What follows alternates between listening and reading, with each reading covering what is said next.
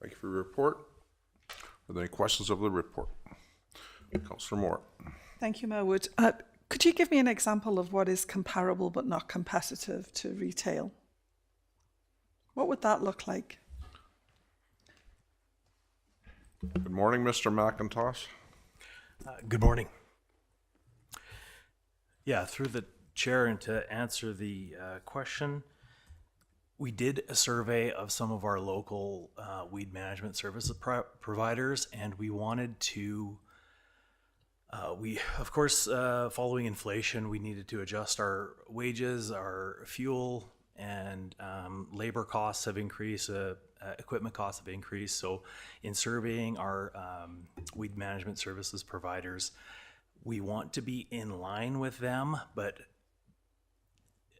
a little bit more expensive, so we're not competing, that there's a fair market, that these guys are on a more competitive and more in demand. We don't want to make our prices reduce or slightly less than industry, or else we'll be requested to do the service more. And it's not a service we provide at large to the general public. It is due to weed management services under a weed notice. So it's when they haven't chosen to provide a more effective service. Okay, so it's strictly for weed management. Yeah. Yes. Yeah. Thank you so much for that. My second question is the Horn Hill non-resident resident rate. I'm interested in how that will be monitored, because as a frequent user, at best it's sporadic. So I'm just wondering if we have something in place to monitor that. Thanks. Good morning, Mr. True. Yes, good morning, Council. Through the chair, that is a discussion that I've already started with our contractor, and I know that has been a challenge over the years. We have that ongoing discussion with our regular meetings. And in our last one, it was further stressed the importance of having that script when people arrive at the scale, because now there's a financial obligation or a financial ramification of knowing that answer. So now, in order for them to assign the correct rate, they will need to ask that question. So this just further supports the importance of having that introductory script at the scale. Thank you, Mr. True. So will a person have to provide their blue sign address?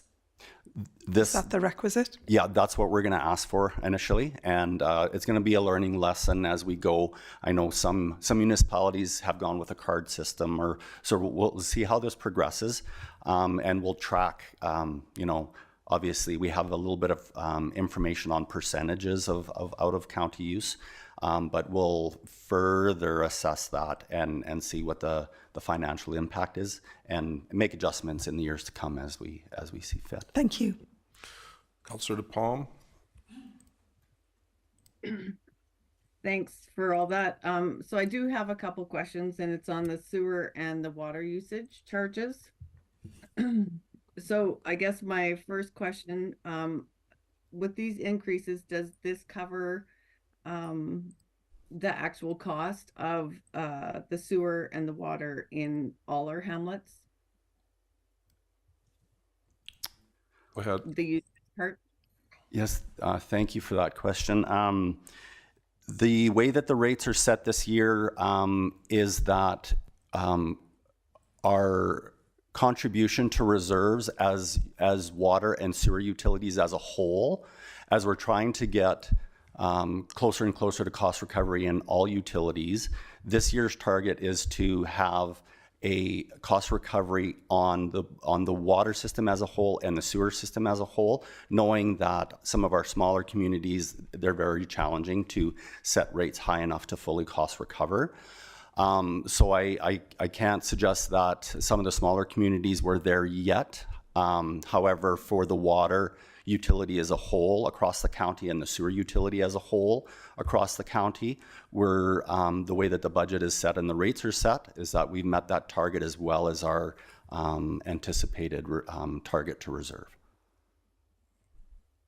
Okay, so and going forward, then we're going to be looking at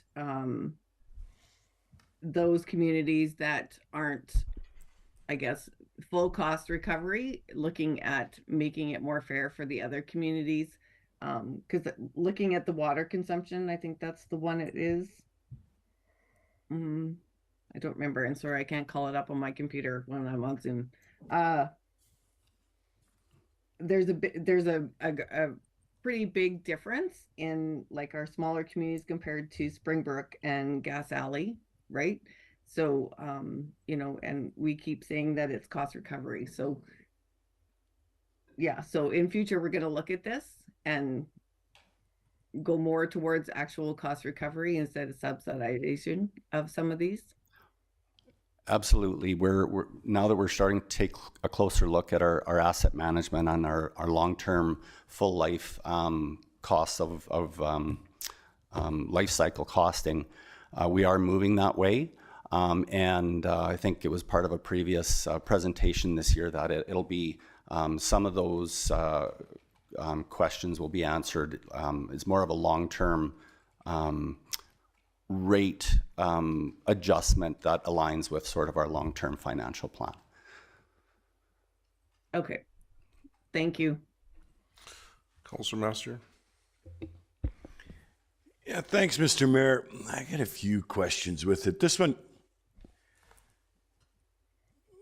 we'll start at the top. It's even this non-resident garbage at Hornhill. We're not touching the $7. We're not touching the little residential type garbage. And I mean, I hear that now we're going to have to start to show ID and give a blue sign and all this when we come to our Hornhill facility. I get it. If we're getting commercial stuff in there, we can't be subsidizing it. But this is not the commercial stuff. We already have rates for commercial. So I'm curious on how many non-residents and I'm thinking, what's a resident? Is a summer person that comes out for the summer a resident or not? I guess it depends how you asked them what their blue sign was, because they might say, no, I live in Calgary. I'm out here for the summer, and then they get hit for a non-resident rate. Are they coming with that many pickups? And to make that burdensome at the gate for in my mind, very few, because it's not a commercial. This is for residents. So I don't know if I'm asking for maybe a little bit more data on how many non-residents are coming that the $88 to $108 is really going to affect versus the turmoil of finding out where these people are coming from. I get it. Are you a resident or are you a commercial? I get that difference. So that's my first, if that's a question. Let's do it one at a time. Okay. 'Cause there might be a response necessary. So what I heard in your question Is the numbers. is a number. So that's what we're looking for. Okay, thank you. Mr. True. I do have those numbers. I have percentages and I have counts. Unfortunately, I don't have those here today. But we do have those, just going off of memory, in the last, I would say 5 years, the out of county, so non-county residential percentage of traffic, let's call it, is anywhere from 1% to 5%.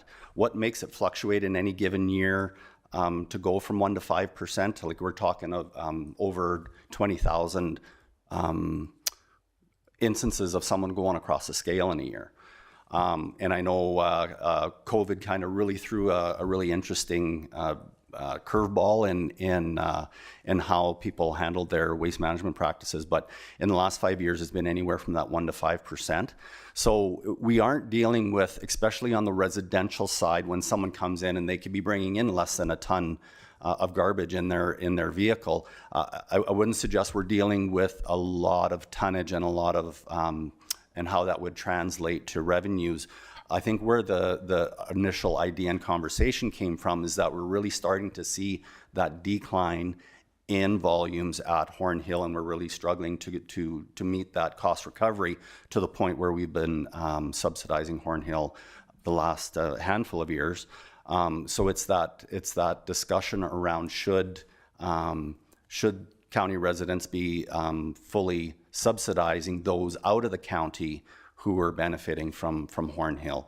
So we kind of took a look around, and there's other jurisdictions. I think town of Innisfail is one that comes to mind who has that separate rate for out-of-town customers.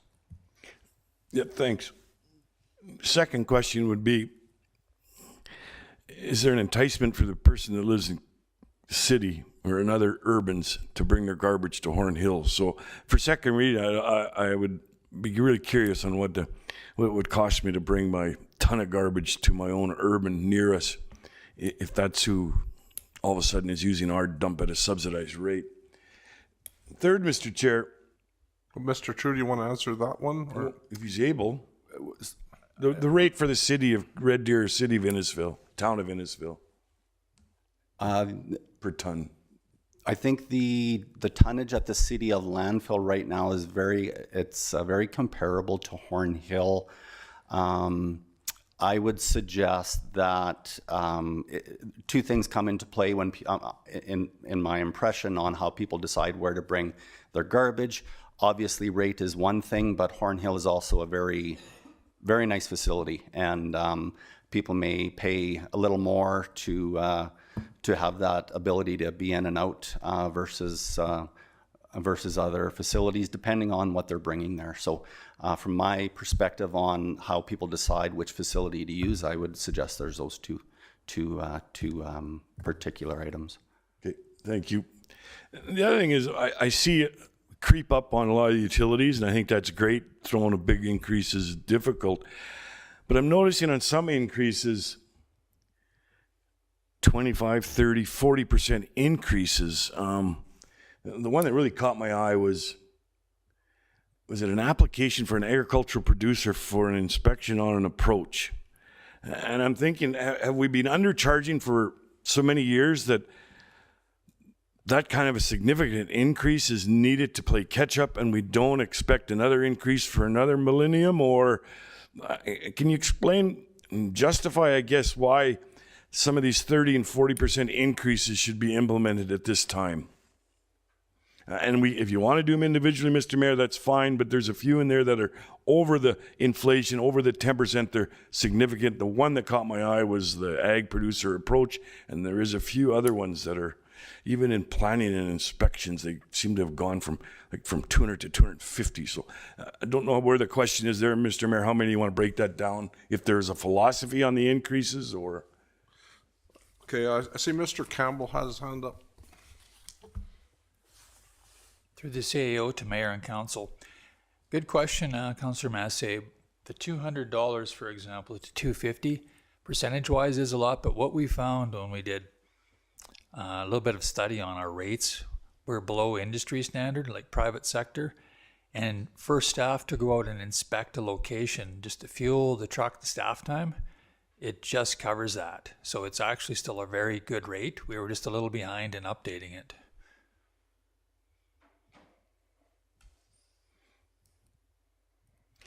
And so there's no philosophy. It's reviewing rates, playing catch up, and we don't expect these 50%, 30% increases to continue into the future. We feel that we're getting caught up on all our rates, and this will stay more of an inflationary increase into the future.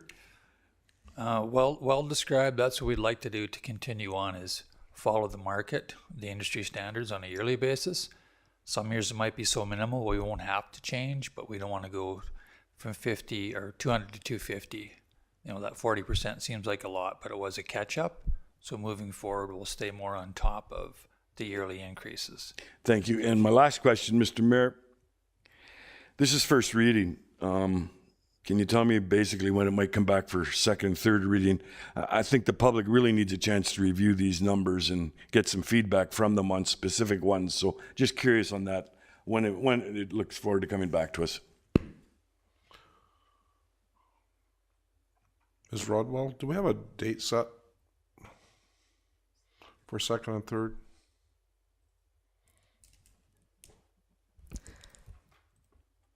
Through the CAO to Council, it will be back on November 12th. Thank you. All right, so we have lots of hands up. I'm going to take them in order I saw them. I should have went round table seeing this many, but Councillor Kennett. Thank you. I do have a question on the sewer rates.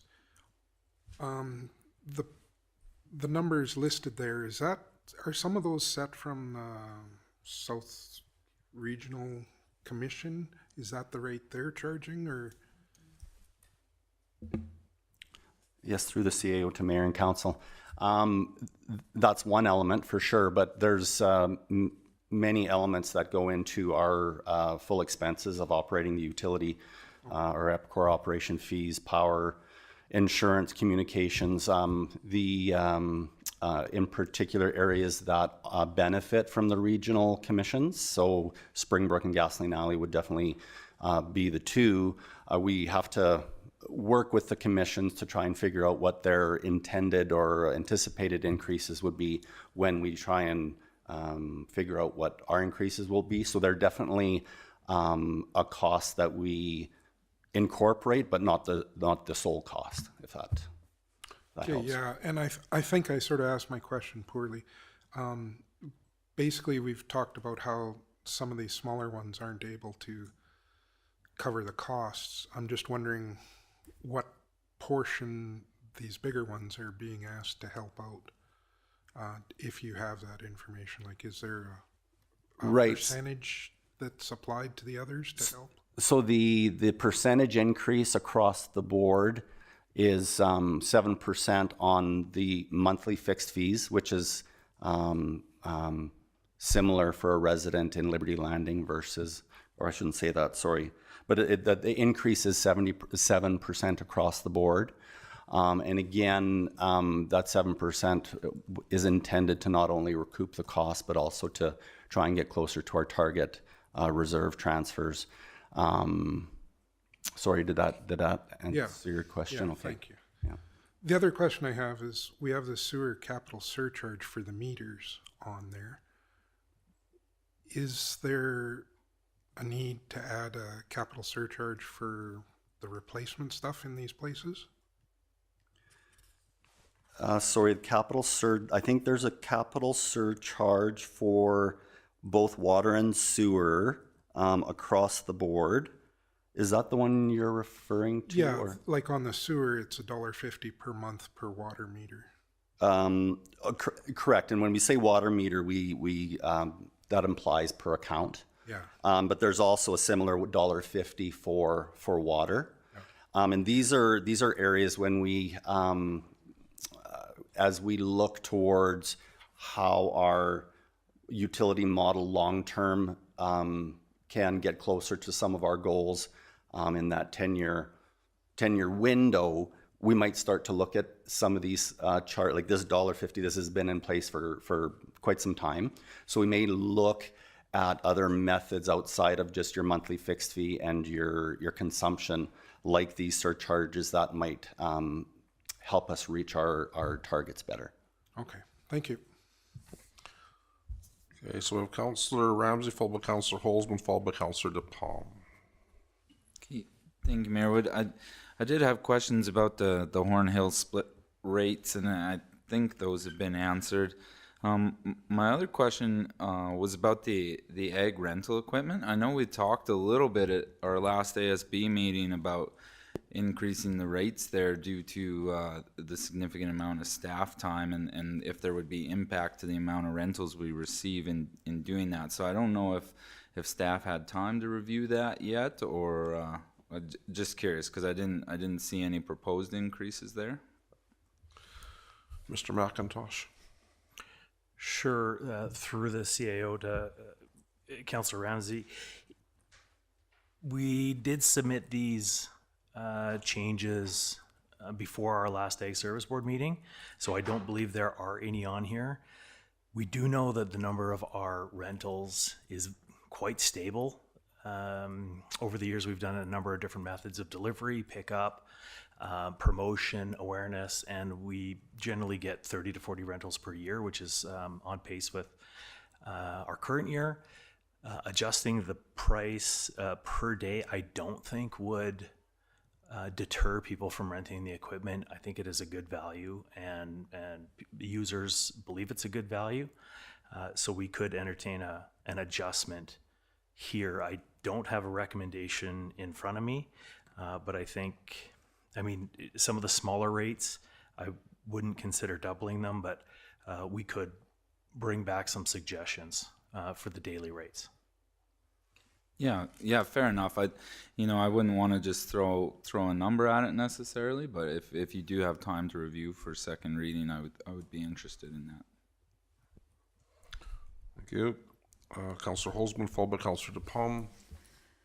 Thank you. My questions are around the Horn Hill issue as well. I guess my question would be, could you comment on how much littering has happened around there since we put signs up about the area to stop the littering? Because my concern with that, if we can't manage county versus non-resident, are we assured that they're not just going to dump the load in a ditch somewhere? Because that is one of the concerns I have with that part. Mr. True. Yes, thank you through the CAO to Mayor and Council.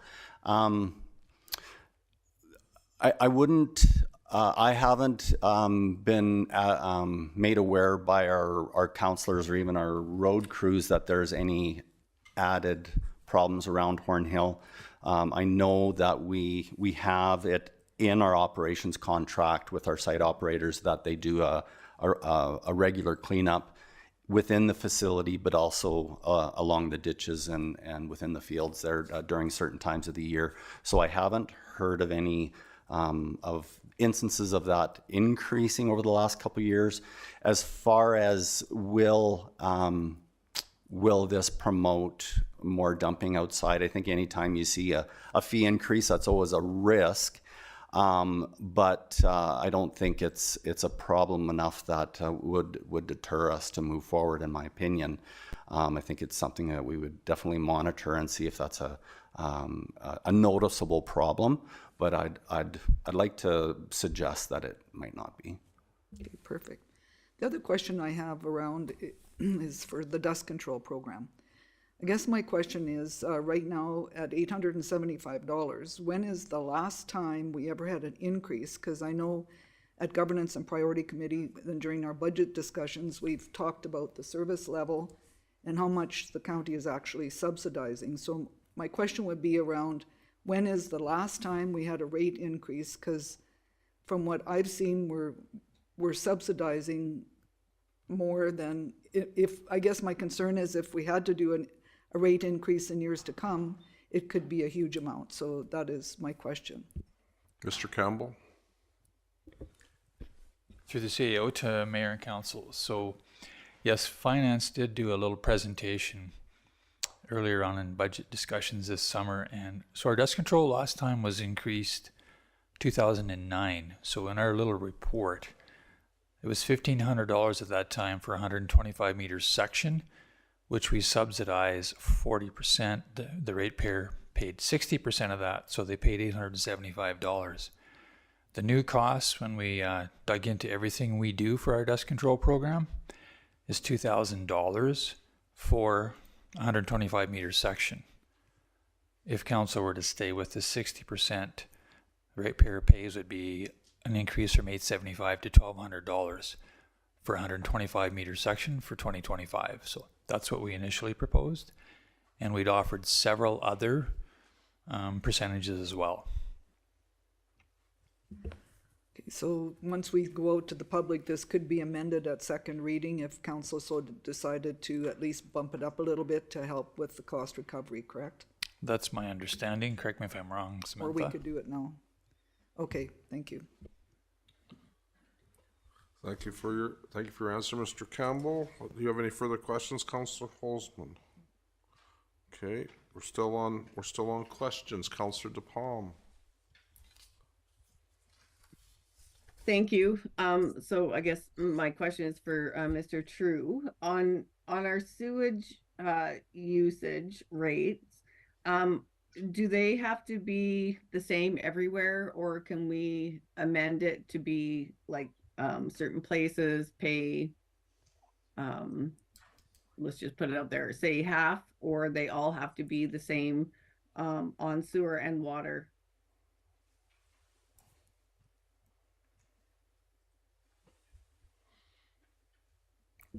Mr. True.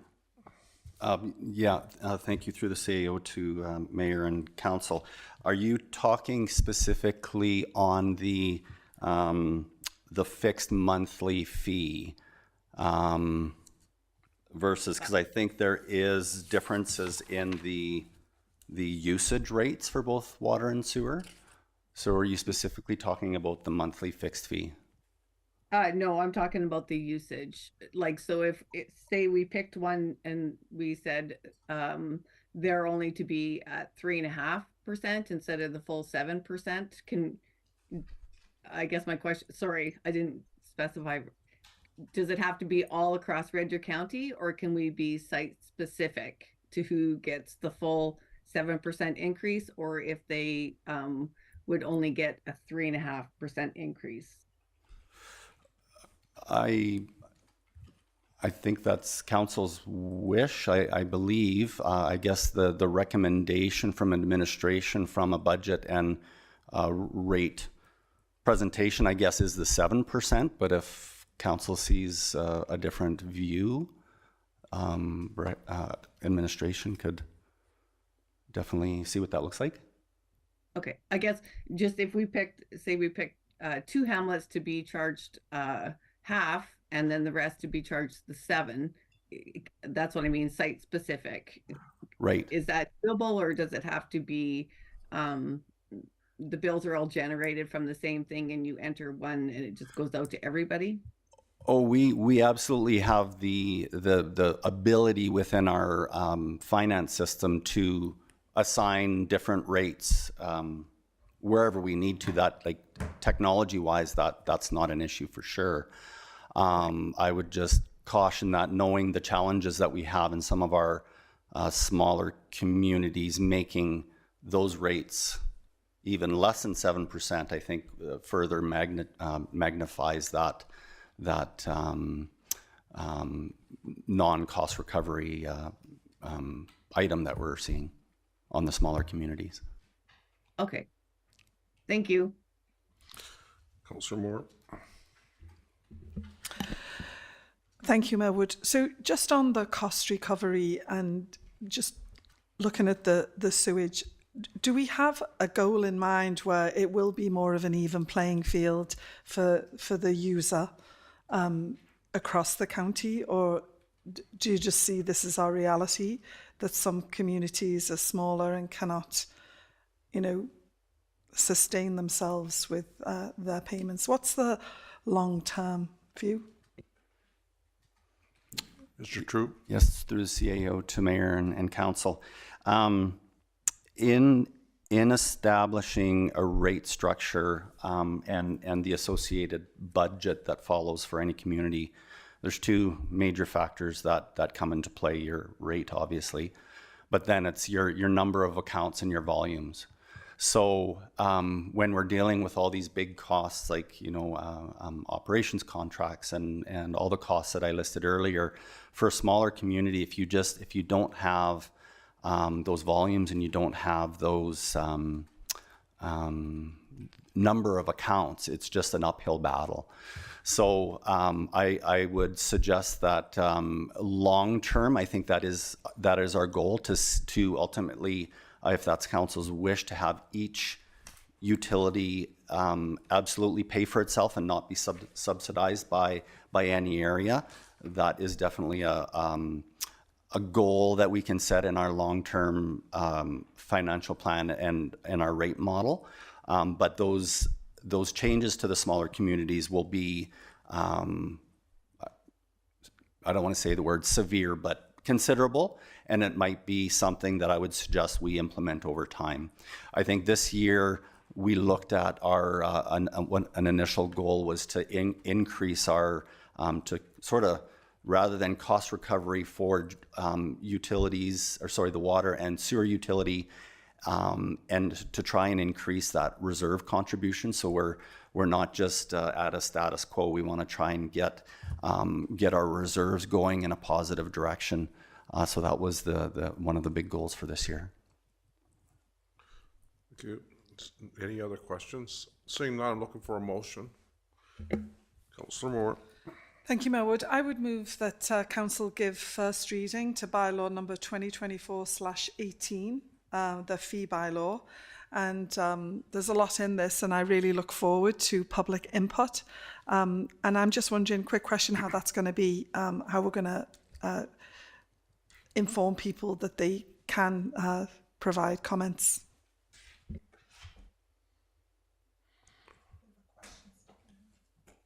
I heard a question. Through the CAO to Mayor and Council, at this point in time, no special communications plan was recommended as part of the Fee Bylaw review. If council would like one to be undertaken, then it's likely that additional time and resources will be required to complete that work. But it's fairly standard for us to do a gap between first and second reading. Most certainly we'd always welcome comments if they happen to be received. As noted in the agenda, it is published online. It is noted in the county news and in the meeting minutes, but if someone would like to submit a comment, they're always welcome to. However, if council wants an additional advertising campaign on top of that, we would need to receive direction to do so. Would there be any social media? Would that be cost prohibitive? Those actions are not cost prohibitive, but we weren't planning on like posting like, give us your feedback now. Like, we weren't going to do that sort of engagement. We also have our engagement page on Red Deer County's website, and we hadn't identified a need to use those at this time, but most certainly if council would like to direct us to do so, we can. Councillor Mastro. Yeah, thanks, Mr. Mayor. It hasn't gone out to the public. We're at first reading. We've got a motion to accept staff's recommendations. I have to throw some amendments at it. Can you help me out with one amendment at a time? As long as they're friendly, we're fine, but let's do one and we'll find out if they're friendly. Okay, I got two, so if I don't get them both in, I'll come back around two. I'll start with the Horn Hill. I heard in the report tonnage is down. We're trying to encourage some tonnage, I guess, to make more cost recovery. Somehow I'm hearing that for some reason tonnage is down. I'm also hearing that this non-resident component to Horn Hill is 1 to 5%. So to me, that's not significant. And there's a lot of extra work to it. Now, whether it's a resident from Red Deer County, are we subsidizing his garbage disposal, or is it a neighbor of Red Deer County? Are we subsidizing their garbage? Everything else we do, we're trying to work as a region, and we don't have this, you're from the county, you're not, you're a different rate, we're special, you're not. And I don't accept it here at the Horn Hill facility either. I hear it's a wonderful facility. People want to come there. We're trying to encourage the usage of it. So then let's make it that way. And for that small little bit of non-resident garbage, we're not talking the big commercial stuff. So my amendment would be, I get it, we need some more money, cost recovery. I think we have to move the resident up and the non-resident down and don't separate them. If you really need an increase out there, get them both. And so I'm going to move that instead of going 88 and 108, we go 98 for both. Whether it's friendly or not, we're going to find out. Not friendly. Okay, so we have a motion on the floor to change the rate to 98 for both county residents and non-county residents. We will have discussion on the amendment only. Correct? Since it was my motion and I said not friendly, can I state why, Merwood? Of course you can. Thank you. So I really believe our job here is looking forward, and all we're going to see is growth in the future. I do not believe Red Deer County residents should be subsidising garbage collection or disposal of other municipalities. We have enough to do with what we have, and looking forward, this is not going down, it's only going to go up. So for those reasons, my colleague's amendment is unfriendly. Okay, and I think there's going to be enough interest in this. We're going to go around the table. And being as we started this way, we will continue this way. And the next person that I see on my screen is Councillor DePalm. Do you have a comment on this one, Councillor DePalm? Yeah, I don't think I can support this amendment. I do agree with Councillor Moore. If you want to come to Horn Hill and you're a non-resident, you should pay more. That is my true feeling on it.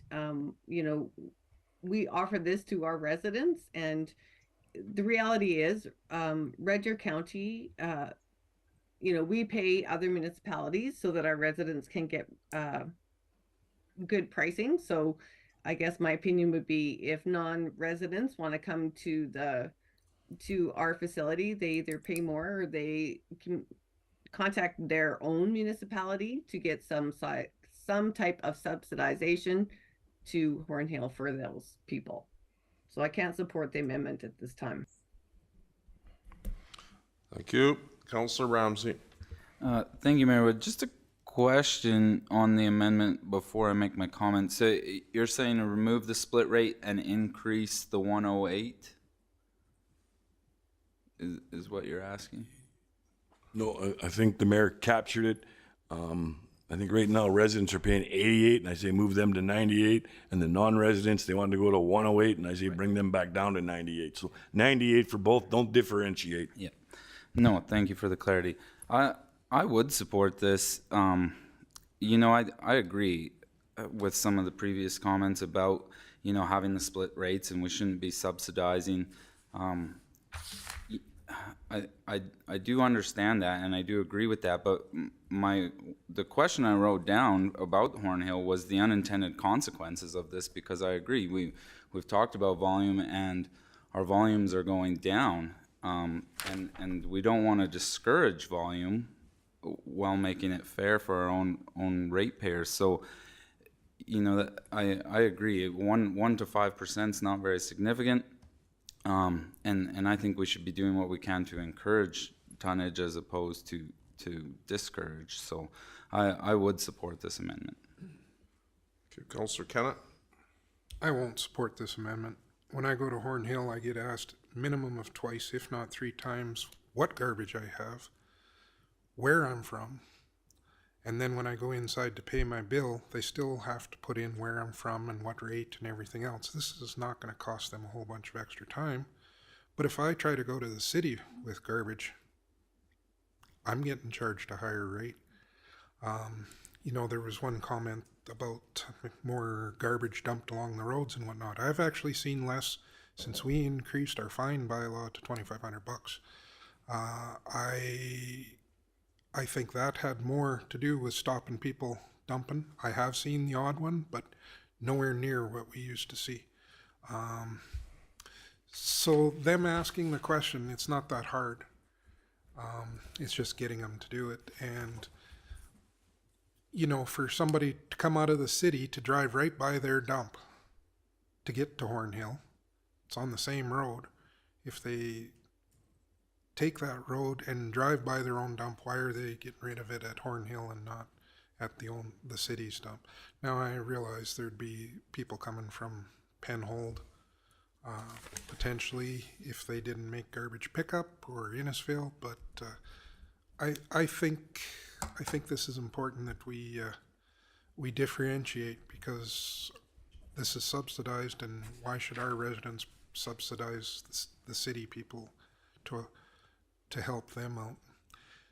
Now, saying that, I take garbage every 2 to 3 weeks, depending on how much, to Hornhill, and it's never been a big amount. We play a game, my family and I. What's the charge going to be this week?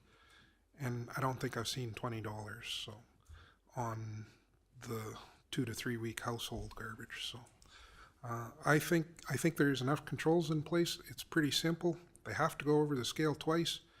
They have to come inside and pay, regardless if it's one garbage bag or whatever. I think this is reasonable. Thank you.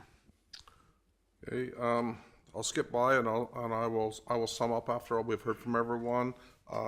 Councillor Holzman. No, I can't support the amendment as friendly either, just for the reason that I think our residents need to get the extra, they're paying extra taxes in the county, and I just think a non-resident should have to pay more. Thank you. Okay, I'll sum up. I'm hearing various opinions. One is that non-residents should be paying more. One is the simplicities. We've heard of you know, implications of our neighbors, our neighboring municipalities. And we want to make sure that they're viable. Okay, so I'm going to look at it like this. I'm hearing from administration that we're struggling somewhat at Hornhill for viability. We're hearing that one way that we could get some more money was from non-residential.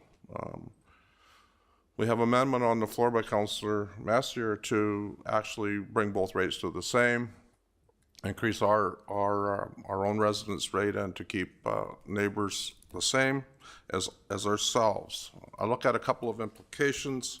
One is that I heard that we are a very similar rate to the city right now.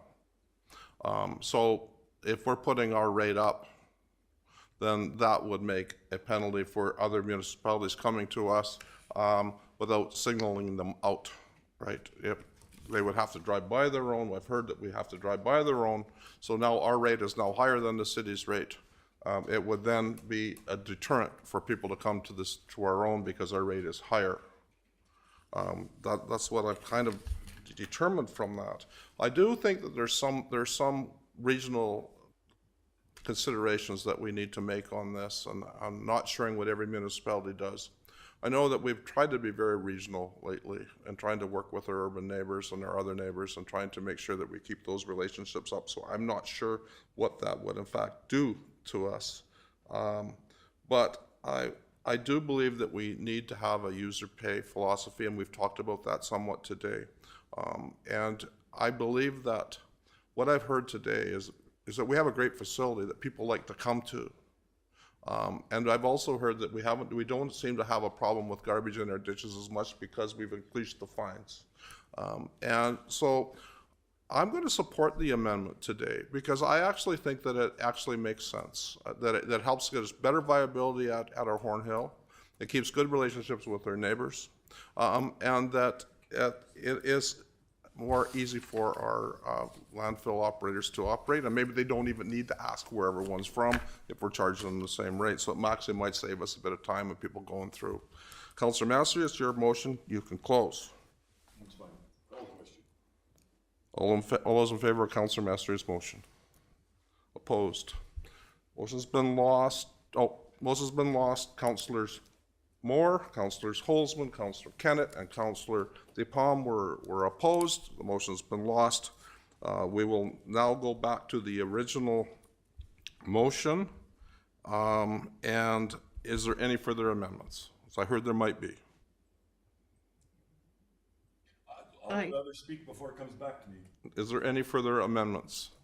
Okay, any other comments? Go ahead, Councillor Holzman. Well, I would like to discuss the dust control program. I guess my concern is when we take a look at it, and one of the questions I would have of Mr. Campbell, when I'm looking at the costs here, we're actually, our ratepayers are only paying like 42%, and we looked at some of the neighbors around.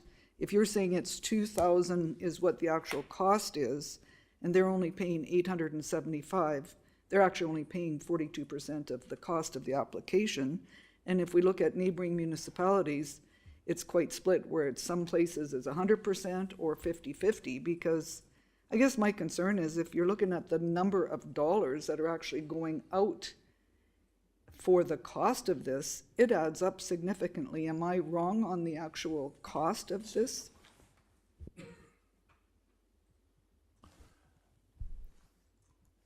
Mr. Campbell? To the CAO, to Mayor and Council.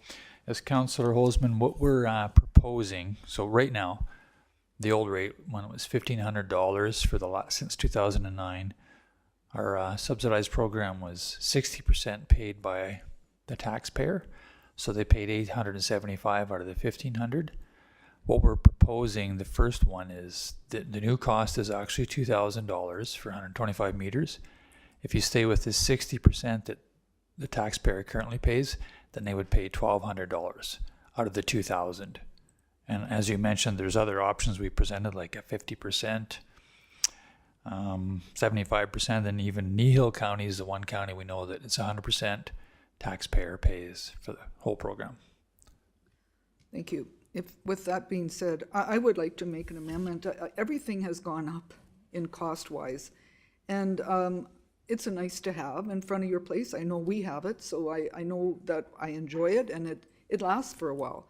But it's a lot of dollars, so I know this is just first reading, but I would like to at least make an amendment that we do some type of increase, and I'm thinking $925, that's $50, because Where I'm coming from with this is if the costs keep going up every year, councils are gonna be faced with a huge gap.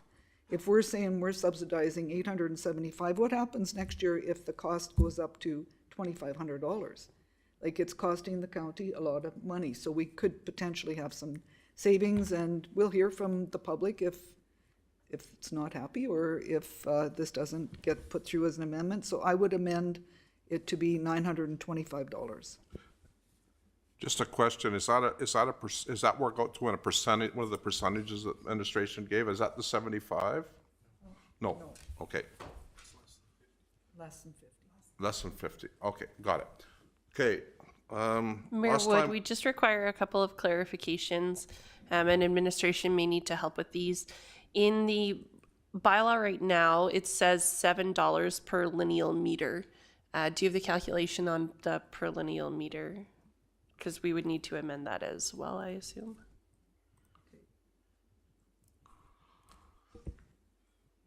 okay, so last time we went clockwise, counterclockwise, we'll go clockwise this time. I And think that's my fair. apologies. Additionally, there's a second line that says additional dust suppressant for a length of greater than 125 meters fee per lineal meter is currently set at $14. Did you wish to amend that as well? So the only option, yes, like, the only option I would have is to go to the rates that are here, 50% or whatever. Could I say 45%? That's pretty close to the 925. I've just got my calculator here. So then we would just need from administration that second line of the additional dust suppressant for a length greater than 125 meters, what that cost would be at 45%. Mr. Campbell?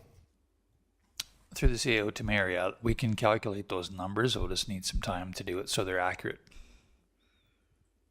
So I am recommending that we go a 45% subsidy versus where we're at now, because the recommendation was 50%, 60%, 75%, or 100. So I'm just going a little bit of an increase for this year so that people are aware of it, and then we can look at it another year. So that I'm clear, I just want to make sure I'm understanding it. What percentage were we subsidizing before? 40 or 60? We subsidized 40, they paid 60%. And your motion is saying that we're going to subsidize? No, is it going up? Yes, it is going up. It got me backwards here. So we would be Yes, subsidizing 55 and they would be paying 45. Okay, thank you. Correct. Thank you for that clarity. Yes, because they would, the cost is 2,000. I'm suggesting that they would pay 45% and the county subsidize 55% for a cost of $900. $900. 45% would be $900 they would pay. So, go ahead. Okay, we're going to go around now. Counselor, we're going to go this way. Counselor Kennett. We haven't even decided if it's friendly, Mayor Wood. Oh, I'm very sorry. I'm very sorry. Yes, is it friendly? So before I make that decision, I'm a little bit confused. At the moment, the recommendation is a 60% subsidy. Is that correct, Director Campbell? That's correct. We're proposing our ratepayer, taxpayer pays 60% is what we've proposed, and that's what they've been paying since 2009 is 60%. So I'm a bit confused because they're already paying 60%, but we're now talking about a 45%. I'm just confused. It's the other way, I think. So are you saying 65, Councillor Holzman? Yes, what I'm trying to get to is the point that we at least we're not paying so much. So I don't know what the actual, 65. I think it's 65. So if it's 65 and we can determine that, I would say that's friendly. I agree with your rationale.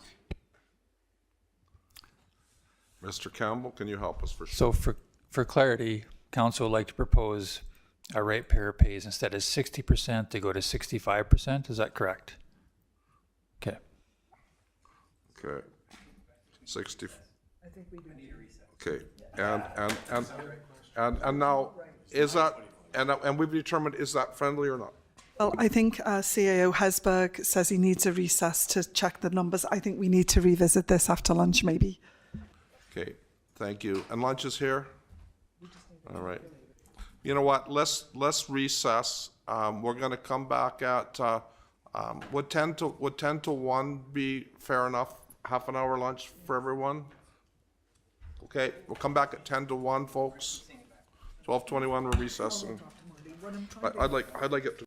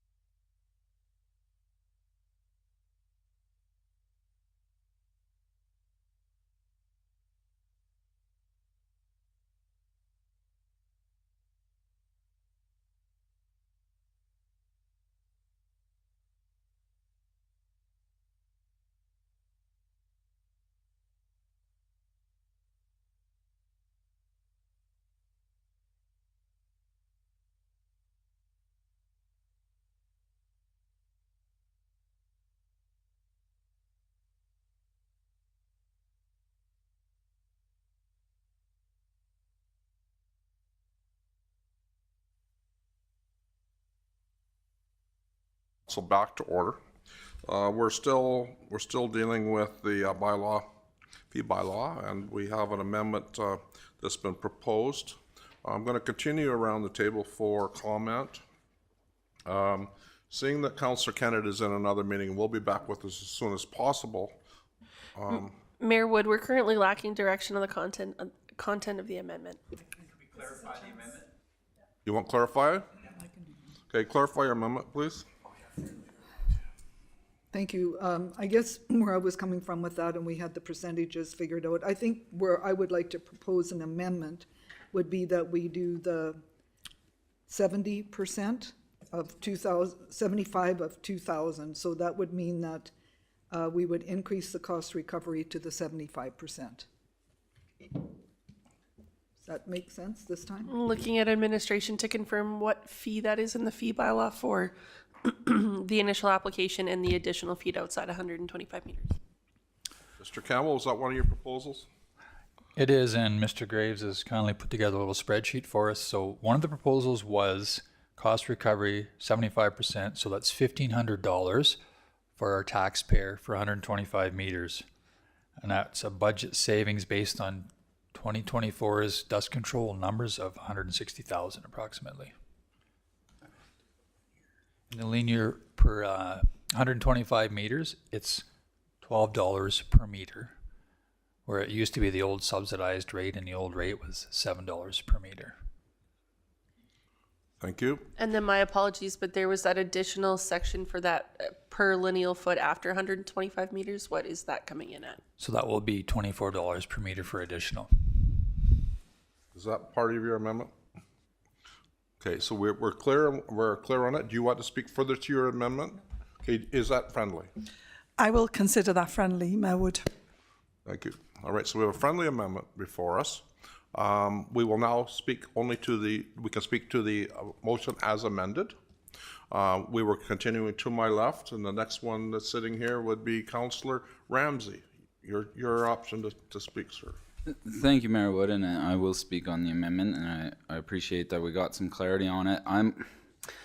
I can't support going up to 75% initial jump. I would have gone as far as 60. I like the background that this hasn't been increased in a long time and it needs to be looked at. But one of the biggest complaints I get is about the cost of our dust control, and so I think jumping it from what used to be a 60% and now that's been gone, I would have supported getting back to that as opposed to jumping right up to the 75% in one go here. I think that's too significant, and I know I'm going to hear about it. Well, Councillor Ramsey has the floor. Okay, Councillor DePalm. Sorry, Mayor Wood, just for clarity before we continue, I don't think you are technically discussing an amendment because it was friendly. That's right. So it's first reading. A motion as amended. First reading as amended, so that you are actually eligible to have amendments if there's a need for an amendment to Councillor Massier's comment.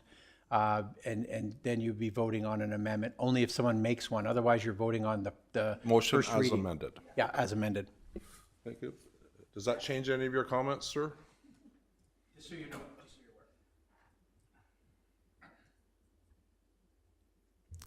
Yeah, I don't want to belabor this too much, but I would then make an amendment to go down to the 60% as opposed to the 75%. So a question to administration, we are already at 60%. We're at 40% user pay. Yes, initially we'd propose is 60%, which would be $1,200 on the $2,000 for 125 meters. Currently it's at 44. And the reason that is because it was $1,500 in 2009. The catch up of 2024, we got behind, so the ratepayers are actually only paying 44% instead of 60. Okay, so I guess it's up to the mover of the amendment. How do you feel, Councillor Holsman? No, hang on. The motion has been made. Yeah. And it has been deemed friendly. Yeah. The motion is your motion. And he is making an amendment to your motion now. no, then I want to leave it at 75. User pay. Okay, so it's not friendly. We'll now discuss the amendment. Councillor DePalm, you're next. My apologies, Mayor Wood. We would need the numbers from administration to know what that amendment is for.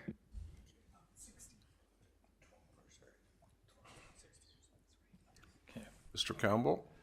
So at 60% for the ratepayer to pay, it'd be $1,200 they would pay, which equates to $9.60 per meter or $19.20 for additional meters beyond 125 meters.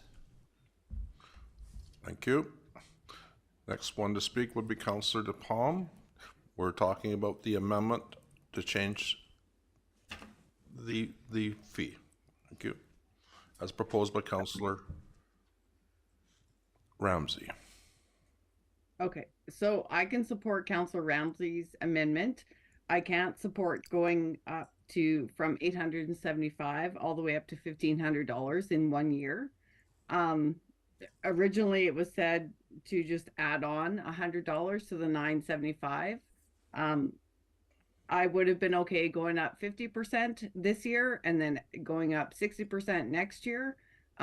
But I can't support 75% because you're almost doubling it for people right off the bat. And so I would support the 60% at this time, but I cannot support 75%. So I'll support Councillor Ramsey's amendment to 60% for sure. Okay. Councillor Moore, you can speak to the amendment? No? I would just say that it is a big jump, but I think the fact that we have not really done anything for many years, this is exactly what happens, and it gets to be a big jump, a huge jump and a shock. And I see the good discussion from council on this, but I think we really need to pull the Band-Aid off, so as to speak. Thank you. Councillor Messier. Yeah, thanks, Mr. Mayor. And I really like where we're trying to settle. Originally, when we did dust suppression, it was a subsidized service at 60%. For some reason, our fee schedule didn't keep up with that philosophy of 60% because it was a number. And so I like the discussion that it's at 60% because then every year, every council reviews the fee rebate. If the price of this calcium comes down, our ratepayers will come, the price will come down because it's 60%.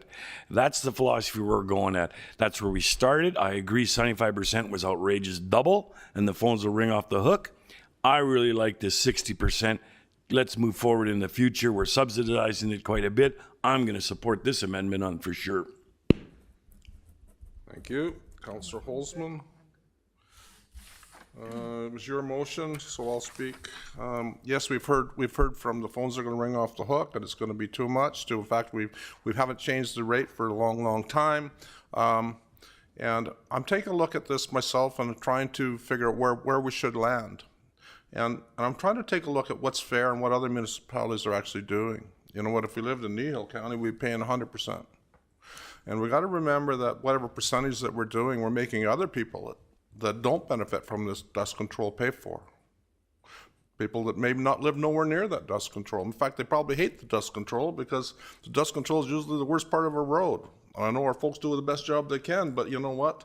There's times when the dust control starts to break down before we get an opportunity to get it fixed. And so I take a look at this. I think I would have went for the 75%. I think the 75% was a fair number. We haven't touched this since 2009 and it's 2024. We had to get to some reality here. And you know what? Sometimes the phones ring off the hook, but it's our job to spend the money properly. And I think I'm willing to take that chance. And I think that's our job. Councillor Ramsey, it was your motion. Yeah, you can close. Okay. Would you read out the motion that Councillor Ramsey, the amendment he made, please? In Schedule A, by deleting this section related to dust suppression and replacing it as follows. Dust suppression control, 1 application of calcium chloride for a length of up to 100 meters for... 25. My apologies. For $1,200. correct? 125 meters. Is At $1,200. Correct. Additional dust suppressant for a length greater than 125 meters, fee per lineal meter, $19.20. Correct.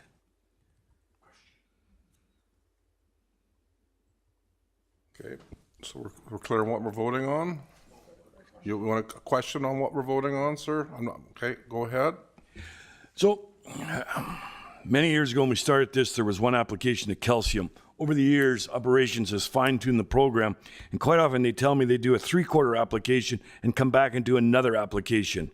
And so to me, that's kind of like maybe a 2 applications. So should the word 1 be out of this policy and just have an application of calcium chloride and let operations do it whatever way is the best way to do it? So I'd like to remove that word 1 application. Mr. Campbell?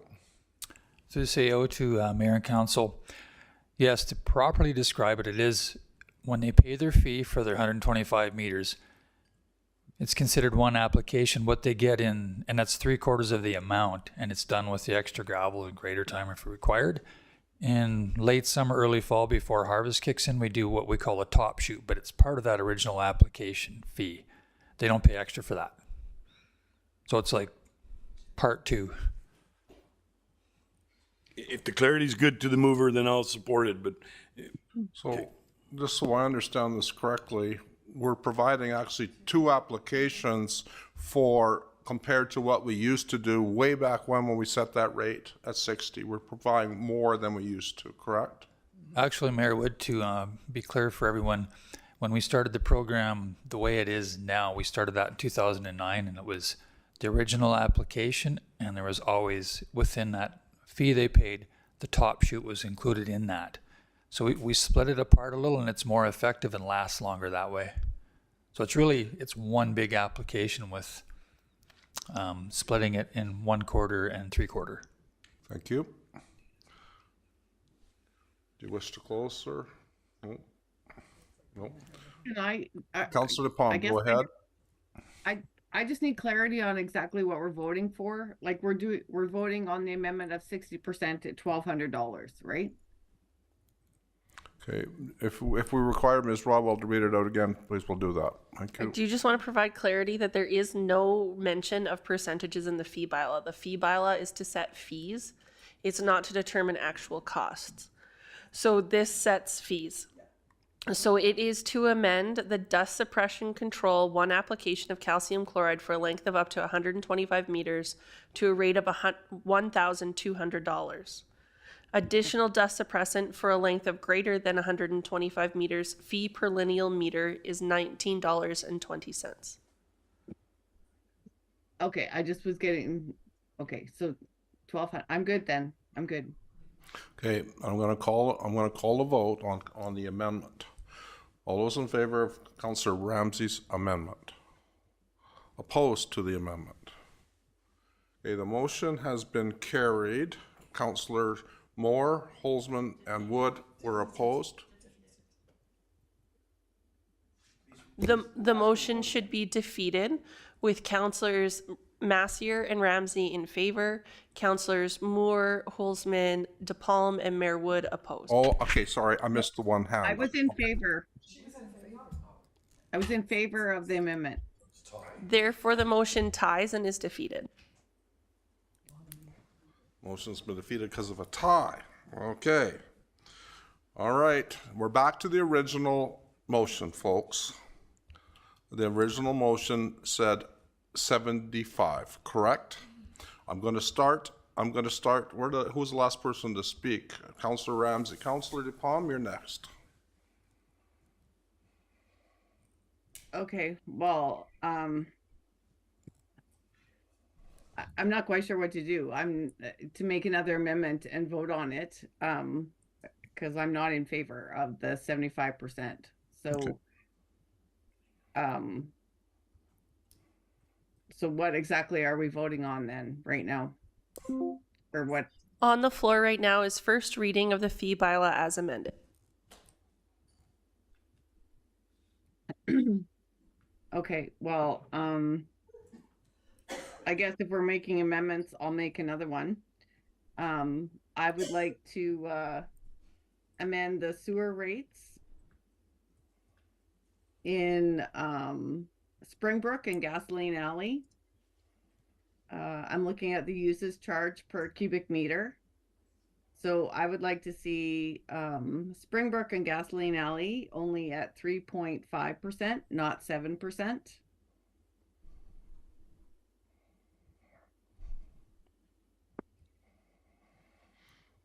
So we have a motion to make an amendment. I wasn't sure what the amendment's going to read, and when it's ready, I'll get Ms. Rodwell to read out that amendment.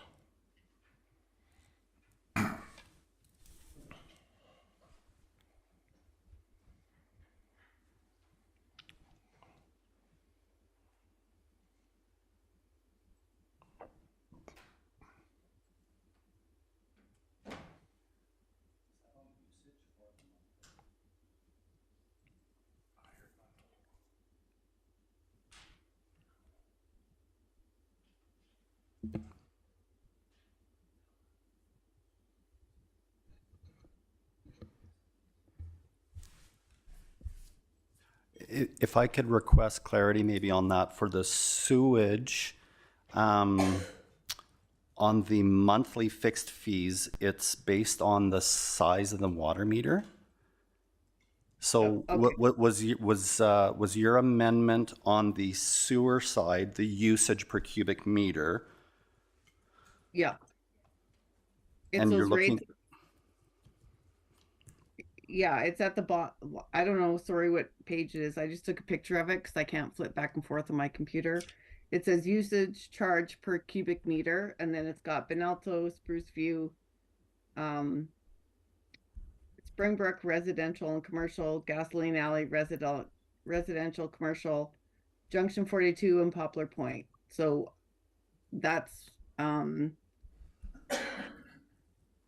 so I would just like to reduce Springbrook and Gasoline Alley for residential and commercial for both of them to 3.5%, not 7%.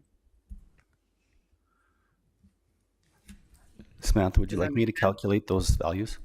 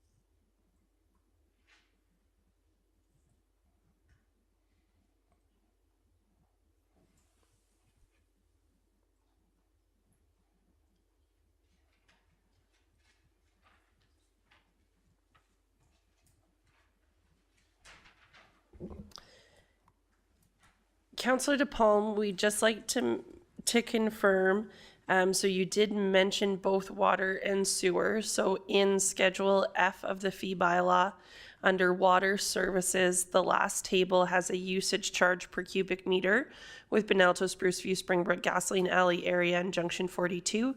The Springbrook area, or Springbrook is currently set at 135. Gasoline Alley area is currently set at 242. You'd like to amend those?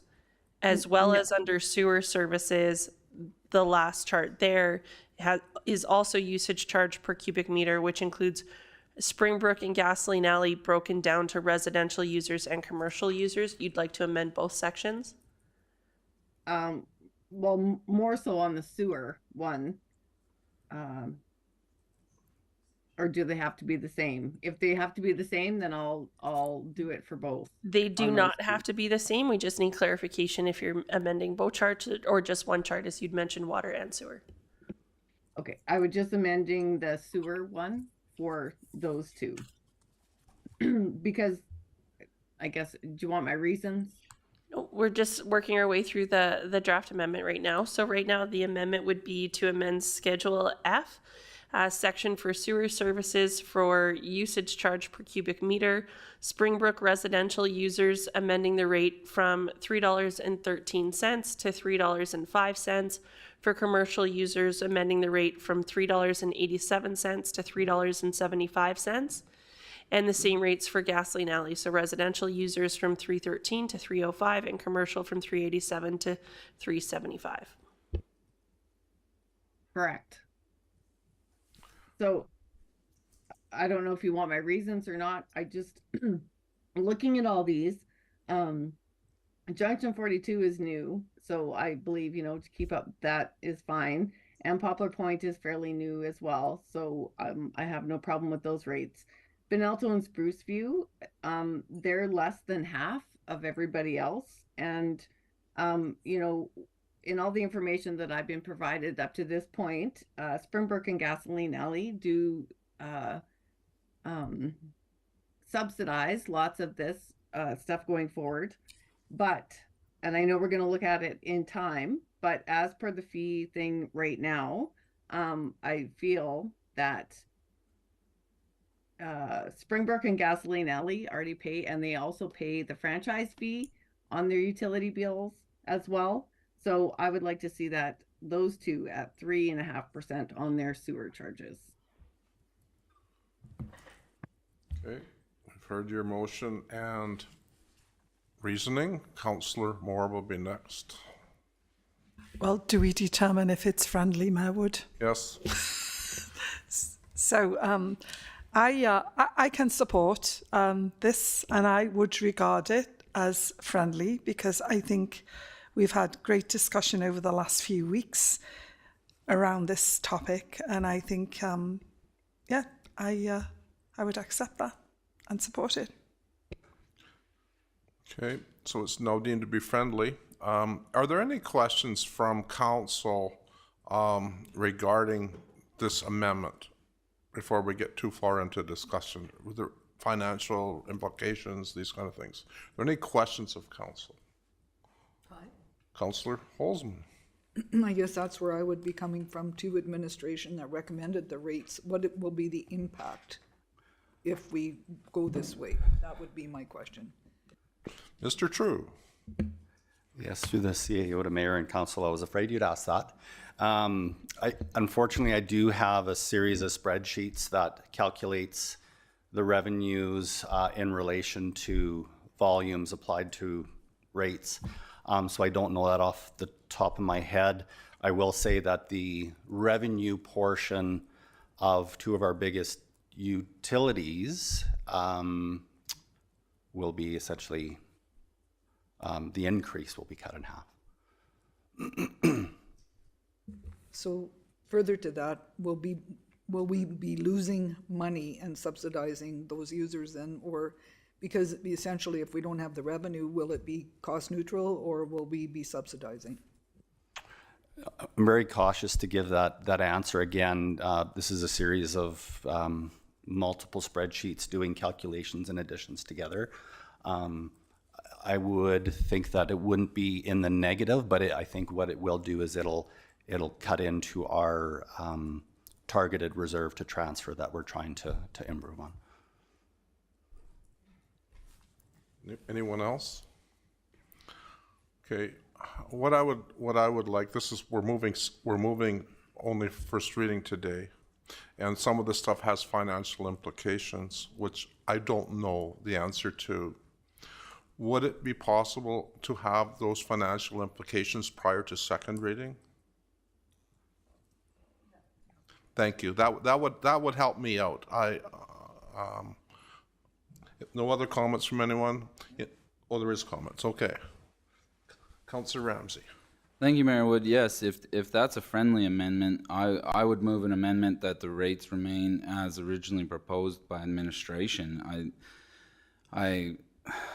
you know, I get coming back with financial information, but we just had a presentation from staff on this about the 7% and the impacts, and, you know, looking at this further into the future and how we're going to, you know, charge for our utilities moving forward. And I really think we need to get to that point before we start just cutting numbers. And you know, I look at the rates in Benelto and Spruceview, and to me that's based on infrastructure. Like, they're on lagoon systems, whereas Springbrook and Gasoline Alley would be a little bit different in my mind with the types and the amounts of infrastructure required to service those customers. So I don't like just slashing this when we just had a presentation from staff about the direction we were heading and the work that needs to be done. I agree this is a strategic item and it needs to be looked at very carefully so we can manage this into the future and we don't get behind on our utilities. But to just cut those 2 percentages right now, to me,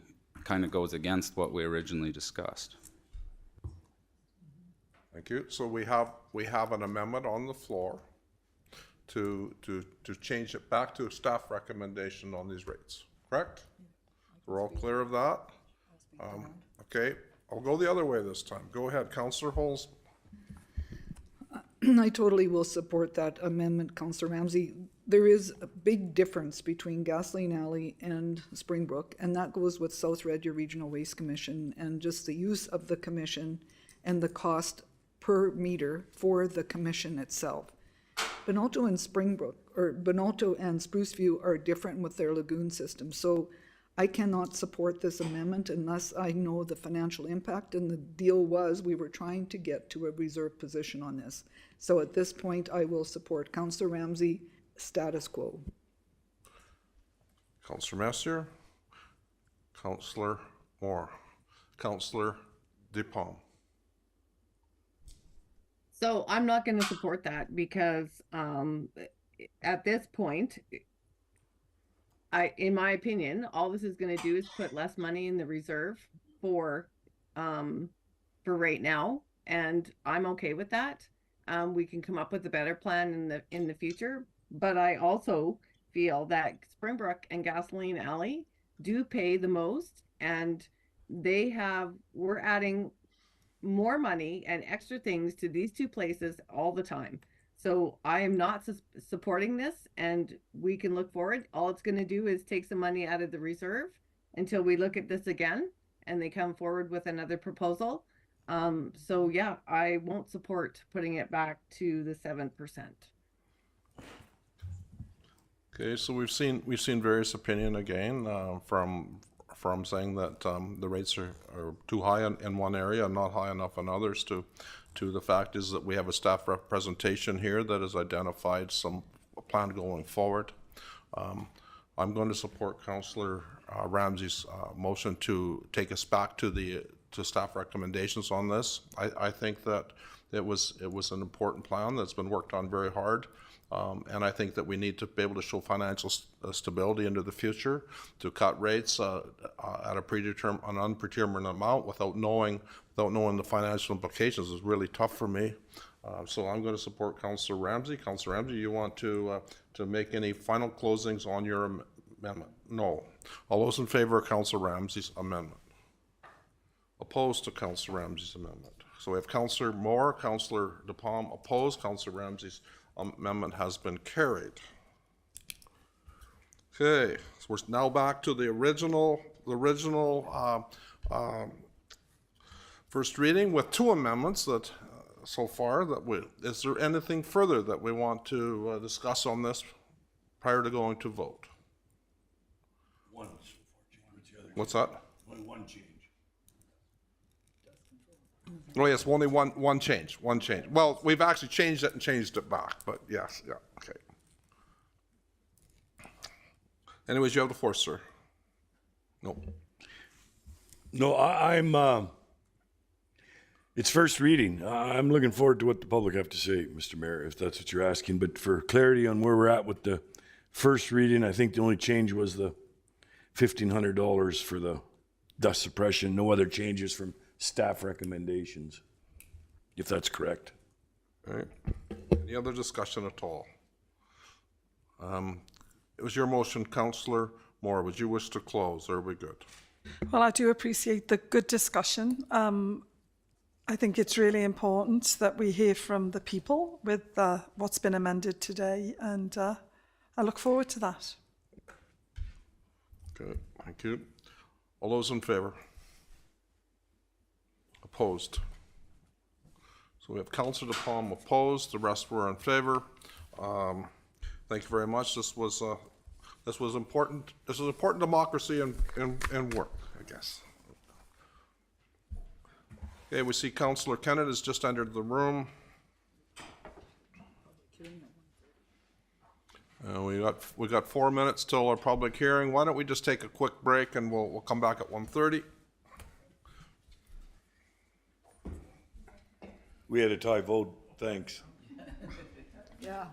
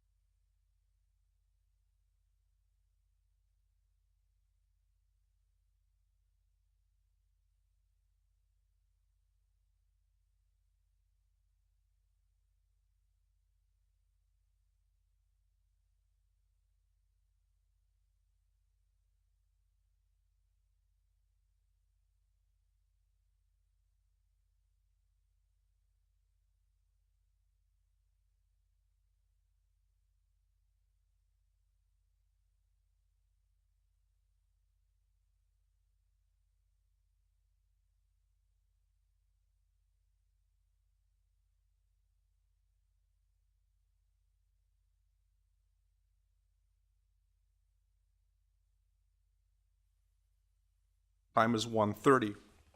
This is the time we're going to hold our public hearings. If you're here today or online, we'd love to hear what you have to say. I see there's two hearings, two different items that we're going to deal with today. Basically, what will happen is administration will read out the information. Following that, I would ask that if you have some information that you'd like to share with council, it's your opportunity to do so. All you have to do is garner my attention, and I would have you come forward and give your name and where you live. If you're online, the process is very similar, except that you would use this chat function to get a hold of administration and identify that you wish to speak. Council may or may not make a decision today, depending on the complexity of the information that we receive. And this is not a forum for debate. This is a forum for you to give your information to council. We typically like to limit your time to 5 minutes, and hopefully you can do so. And so we're going to start with bylaw number 2024/26.5, and also deal with 2022/26. During this particular one is item number 7.1 in your agendas. Please go ahead and start the report. Thank you. Good afternoon. This is to hold a public hearing and to consider granting second and third reading to bylaw 2024.26.5 with a revised bylaw number of 2024/26.6. This bylaw is to amend bylaw number 2022/26, the Red Deer County Land Use Bylaw, Part 21, General Commercial District, as follows, by adding veterinary clinic to the list of discretionary uses within section 111.3.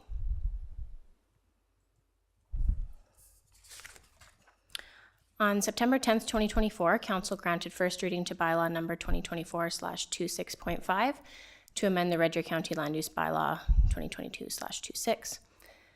In the report presented on September 10th, there was an error with the bylaw number. It is recommended that the bylaw number be amended to bylaw 2024/26.6. The purpose of the proposed amendment is to allow potential development of veterinary clinic developments within the General Commercial District zoned lands. Red Deer County received an application for the text amendment to facilitate that application of a new veterinarian clinic within Gasoline Alley West. Veterinary clinics are currently listed as discretionary uses within the agricultural, comprehensive town center, and neighborhood commercial districts. Veterinary clinics are currently listed as permitted uses within the business, service, industrial, and medium industrial districts.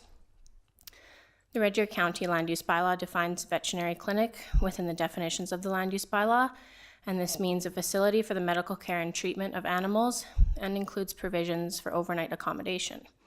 The use of the facility as a kennel shall be limited to short-time boarding while the animals are awaiting treatment or are recovering from treatment and shall be incidental to the hospital use. It is administration's opinion that the use of a veterinary clinic is complementary to the needs of the public and surrounding landowners. As a discretionary use, the Municipal Planning Commission, would have the ability to require further scrutiny or impose additional conditions. Recommendation is dependent on Council's decision relative to the information received during the public hearing process.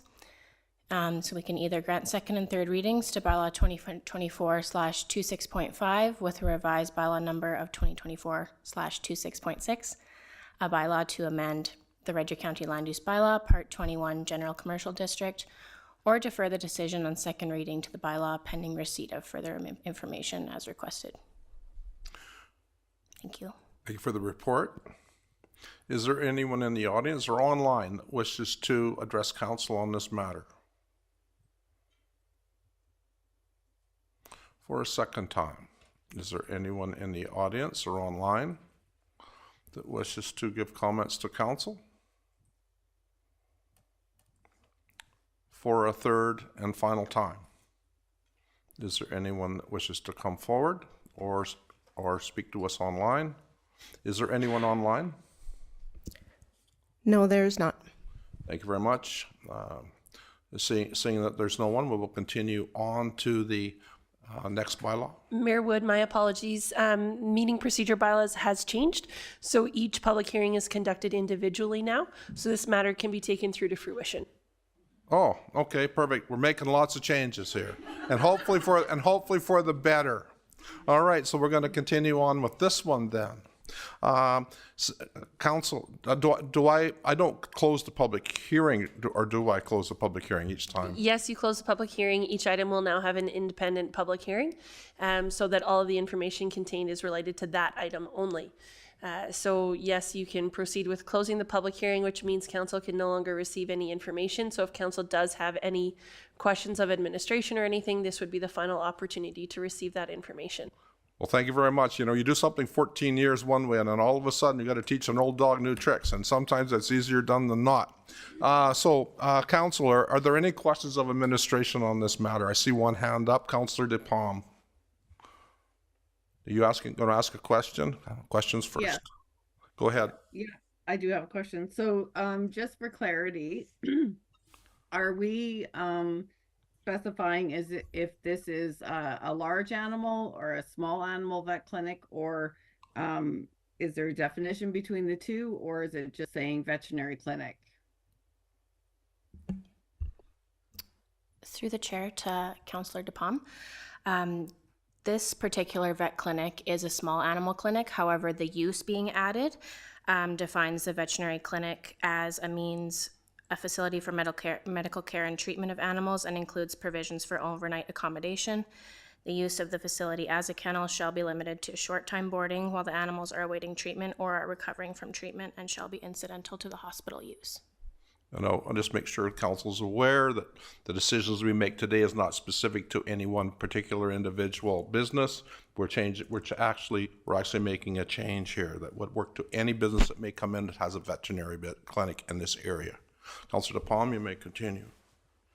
Yeah, and I realize that. I guess my question would be, going forward, do we have to make the differentiate between the two? Because in this area where it's being looked at, I guess, in my opinion, would not be suitable for any large animals. And all you're saying in the bylaw is animal care.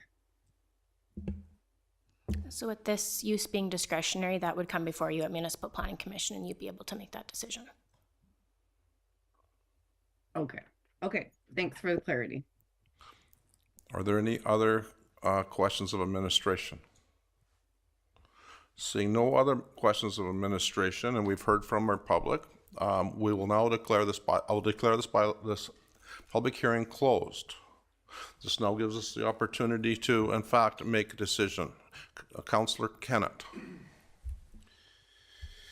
Thank you, Mr. Mayor. Thank you for that question as well.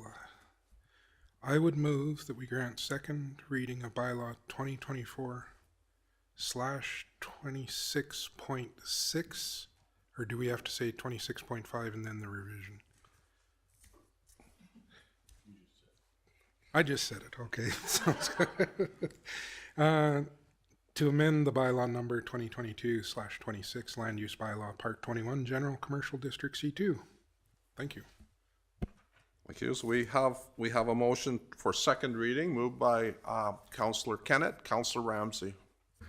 Thank you, Mayor Wood, and yeah, I'm going to speak in support of this, and I like that the proposal was for discretionary, because I shared Councillor DePalm's question about that small and large and fitting in a commercial district. So I think it's great that it's discretionary, and maybe further definition is something we have to look at in the future. But for the time being, this gives us the opportunity to have it come to MPC and look at it and impose conditions if needed.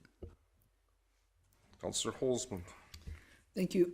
Thank you for the reports today. I totally support second reading, and I did share those concerns, whether it's a large animal clinic, but we're looking at discretionary use, and as stated, it can come before Municipal Planning Commission for extra conditions. I think this is welcome addition to Gasoline Alley West, and it will change the landscape, so to speak. I think there's lots of people that have small animals there that they can come now to a hospital on easy access in Gasoline Alley. Councillor Moore. Thank you, Mayor Wood. I would speak in support of Councillor Kennett's motion also. I think, you know, when we look at how many people now have pets, there's a huge demand for vet clinics. And I think this is a great addition or rather an amendment, a change for us, but I think it's warranted. And the fact that it is discretionary will allow us to look at each case individually. Any other comments? Hearing lots of support, and I'm going to give mine as well. Would you like to close? No. All those in favor? It's carried unanimously. I'm looking for a third reading. Councillor Moore. I'll move third reading. Any discussion at third reading? We've had good discussion. All those in favor? It's carried unanimously. Thank you very much. Appreciate this one. That's good. Thank you, administration. Thank you to everyone that's came for this one. Now let's go to the next one. Item number 7.2. Mayor Wood, we just have you call that second public hearing to order. Oh, I got to call it to order again. Oh, okay. Okay, I'd like to call this Red Deer County Council public hearing to order. We're going to deal with item number 7.2 in our agenda for this one. It is amendment to Red Deer County Town of Penhold IDP. And I'll let you go through the rest of that, Mr. Barr. And I guess because we're doing again, would typically give all the same spiel again, or because they may not have heard the first time, correct? Yes, I better do it correctly. I don't want to have any problems here. So, for those of you that are here today or online, this is your opportunity to give your opinion to council. If you were here, just garner my attention, and I'd have you come forward and give your name and address. If you are online, please garner the attention of administration, so that they may, in fact, make it possible for you to talk to us virtually. You have an opportunity to speak for 5 minutes, and we would hope that you'd be able to stay within that time frame. It's not a form of debate. This is a forum for you to give information to council. We may or may not make a decision today, depending on the complexity of the information that we receive.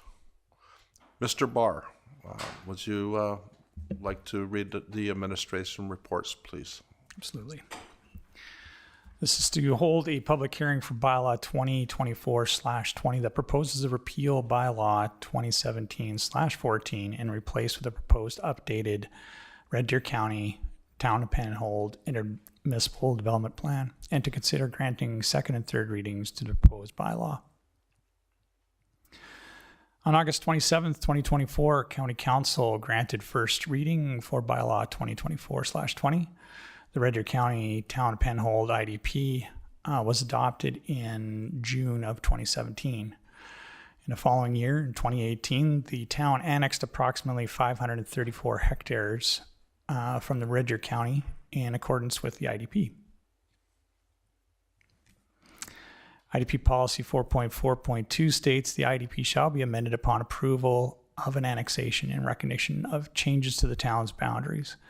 The Town of Penhold is therefore proposing to amend the IDP as follows. Update Map 1, which is the IDP Plan Land Use Planning Constraints Map. Update Plan or Map 2, IDP Future Development Concept, and remove policies 3.2.31 and 3.2.32 as the policies read below. These are both referring to the town's growth area, which are now, as part of these amendments, would no longer be relevant. This is a comparison to the two maps. On my left, your right, I guess, is the current land use concept. The blue area is the town's growth area, which was indicated in the existing IDP, current IDP. The proposed is to remove the town growth area and replace it with Penhold boundary area, which is now sort of that beigey gray area, indicating where they have their boundary has expanded to. The Proposed bylaw was referred to internal and external agencies and landowners within the plan area for comments. The proposal was also advertised in county news and county website. There were no written comments received at the time of the writing of this report. Dependent on council's decisions relative to the information received during the public hearing process, council can grant second and third readings to the proposed bylaw that proposes to repeal 2017 bylaw 2017/14, replace with a proposed updated Red Deer County IDP as presented in the attached, and or refer decision on second reading to the bylaw pending receipt for further information as requested by council. Thank you. Thank you for the report. Is there anyone in the audience or online that wishes to address council on this matter? For a second time, is there anyone in the audience or online that wishes to address council on this matter? For a third and final time, is there anyone that wishes to address council on this matter? Ms. Curio, is there anyone online that wishes to? Through the opinion? CAO, no, there's not. Okay. Okay, thank you very much. Council, do you have any questions of administration? Councilor DePalm. Thanks for the report and thanks for all that. So one question I have is, this is not taking any more land. It's just all that land was annexed in, if I recall correctly, 2018. And this is just now updating the plan. It's not, no more annexation is happening right at this moment. Mr. Barr? Through the CAO to Mayor and Council, that is correct. All we are doing at this point is updating the maps and the plan in general to reflect the annexation that has occurred back in 2018. No new area is being taken into the into Penhold at this point. Thank you. Okay, thank you. Is there any other, are there any other questions of council to administration? Councilor Messier. Thanks, Mr. Mayor. I'm just looking at section 4. I just didn't know if I saw some yellow ink in ours that didn't show up in the Schedule B, but yeah, 443. Is 443-1, is that a new one that's coming to ours and it's already in the Schedule B one? You did a good job. Our report shows some yellow on the changes and Mr. Barr?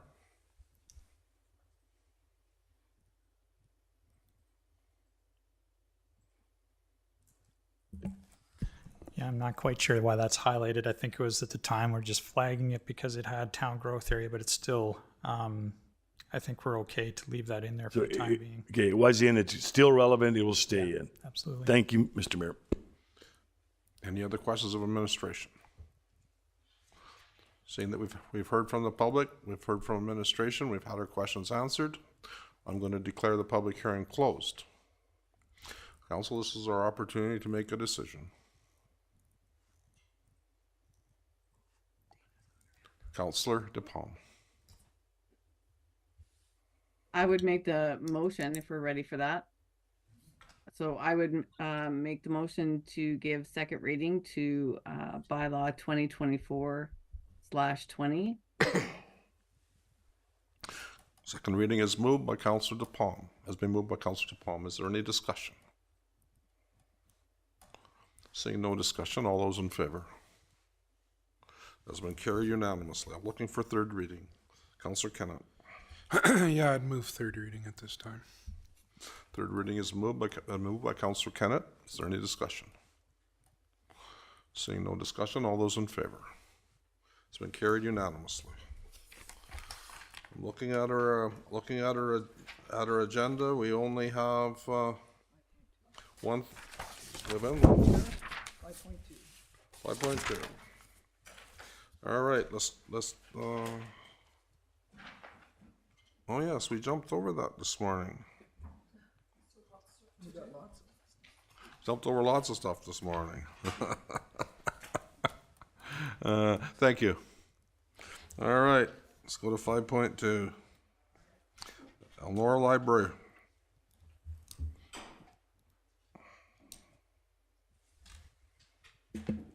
Hello, good afternoon. My name is Jessica Bernard, and I'm the Community Services Coordinator with the Community Services Department at Red Deer County. We are here today to present to Council a request for financial support in the amount of $50,000 from the Village of Elnora to develop a new library facility. The Village of Elnora has requested $50,000 in funding support towards the development of a new library facility. The previous library building was found to require significant repairs and has been sold to eliminate asset retirement obligations. The Village of Elnora has since purchased a 5,800 square foot building, of which the southern half is leased to operate a grocery store. The other half of the building is dedicated to the development of a community library with the possibility of creating space for a new village office in the distant future. It is estimated the library area will be 1,588 square feet, and the Village of Elnora office would be approximately 480 square feet. The Village of Elnora has worked with a designer to develop a facility plan quoted at just over $643,000. The Village of Elnora has funded $325,000 for the purchase of the new facility and has budgeted $127,850 towards the facility development. The Village of Elnora has also received $15,170 through the local government fiscal framework. In addition, the Elnora Friends of the Library has applied for a CFEP grant in the amount of $125,000. On the screen, we have the estimated budget for the project. The funding request was made to Red Deer County Council and is being presented as a request for consideration under the Support to Urban Municipalities Policy 5.004. And the following tables outline county capital and operational contributions given to the Village of Elnora, including various organizations within the village.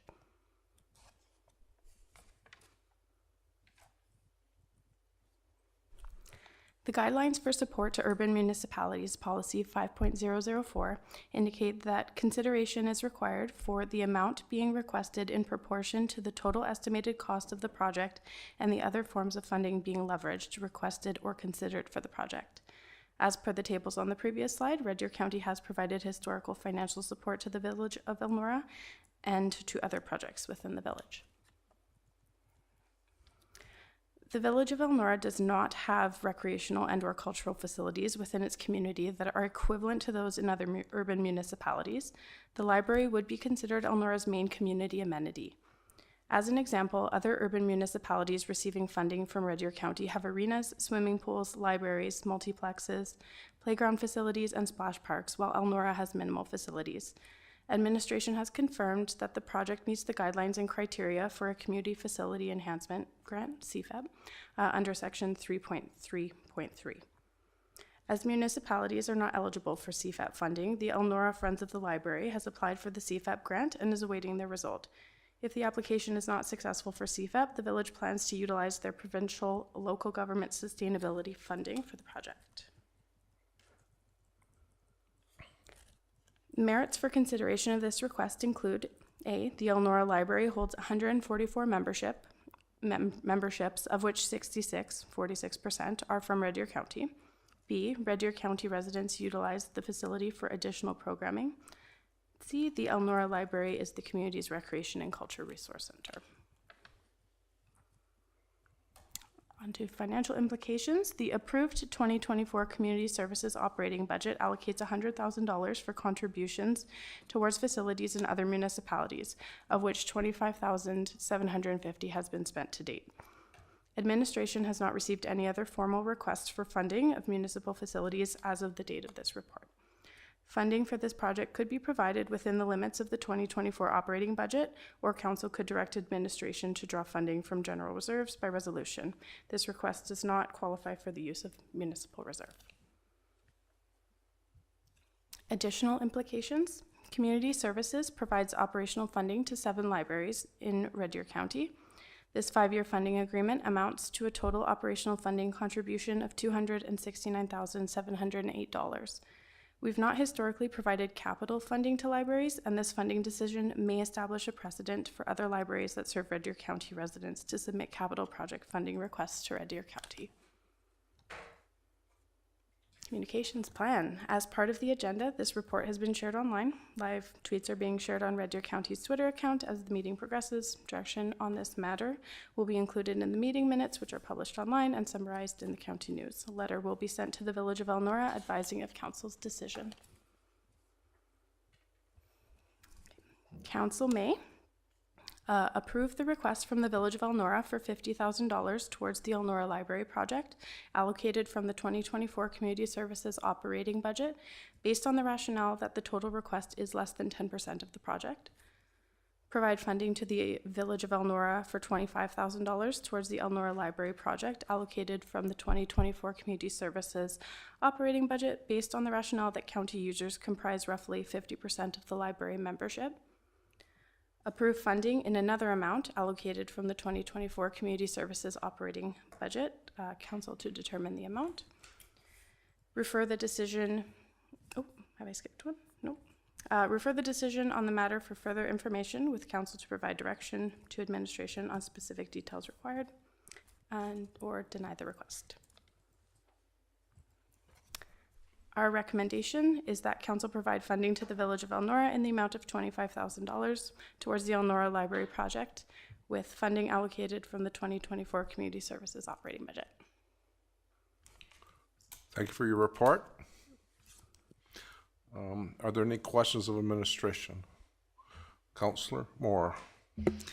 Thank you, Mayor Wood. Thank you very much for the great report. I just have a question on clarification. I see that the CFEP grant is factored into the mathematical sum here, but it says it's pending. So there is there's no news that it has been granted.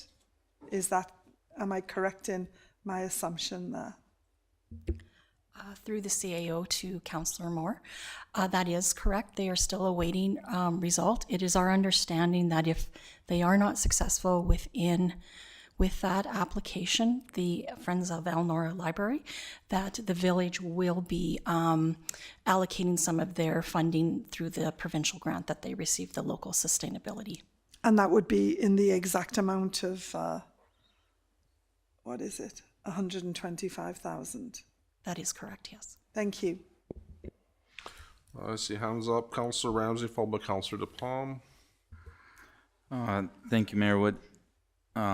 Curious, does the Elnora School have their own library, and do we contribute to it as well?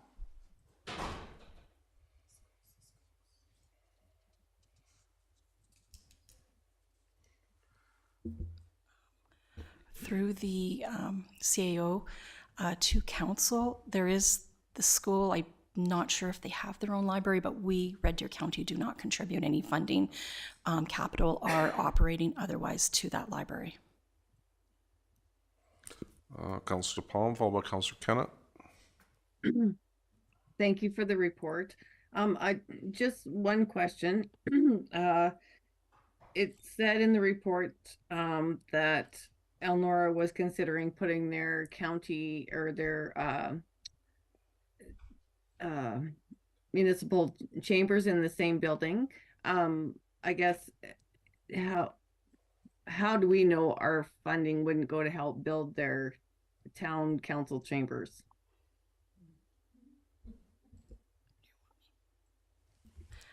Through the CAO to council, I'll take a crack at it, and Director Brand might jump in after me.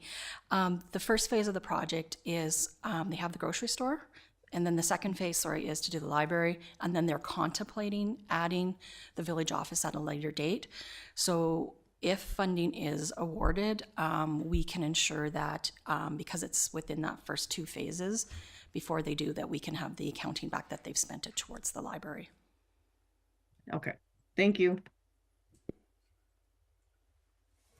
Okay, next to speak will be Councillor Kennett.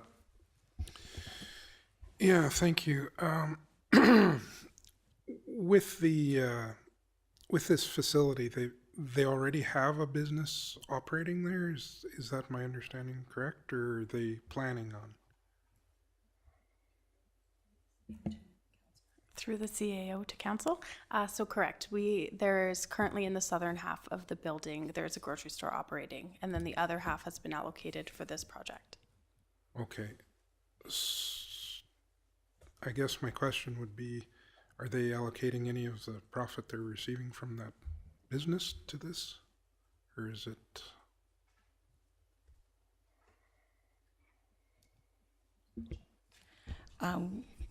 Through the CAO to council, we're just confirming. Our understanding is that some of that, the operating funds, will be utilized to offset some of the operating costs for the whole facility. So they will be using it towards the operating costs. They will be putting it towards the facility. That is correct. Okay. Thank you. Running out of questions. Councillor Moore, go ahead. Thank you for allowing me to ask a second question. Is this an unusual partnership to have a grocery store, a private business in a municipal type of building? I'm curious.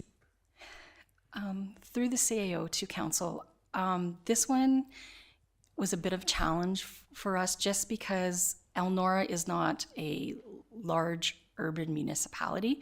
So they don't have amenities like, say, some others, like even like Delburn has. So I think they were looking for ways to be able to address some of the needs in the community through food security with having a grocery store, and then possibility because they had to retire the library building because of some hazardous assessments that were undertaken. They felt it was a good opportunity to partner.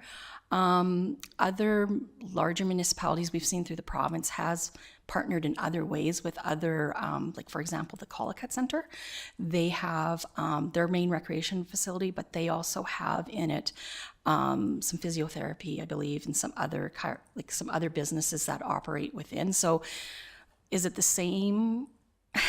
Like I said, it's something unique, but I think based on the demographics and the size of the community, it's probably what is a best fit for them.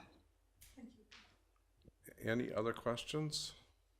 Okay, I'll ask one here just before we get a motion on the floor. So I see one of your recommendations, maybe the recommendations you was to provide 50% of $50,000 ask, but is it 50% of 50,000 or is the actual amount that they're putting towards this? If I take the building out, if the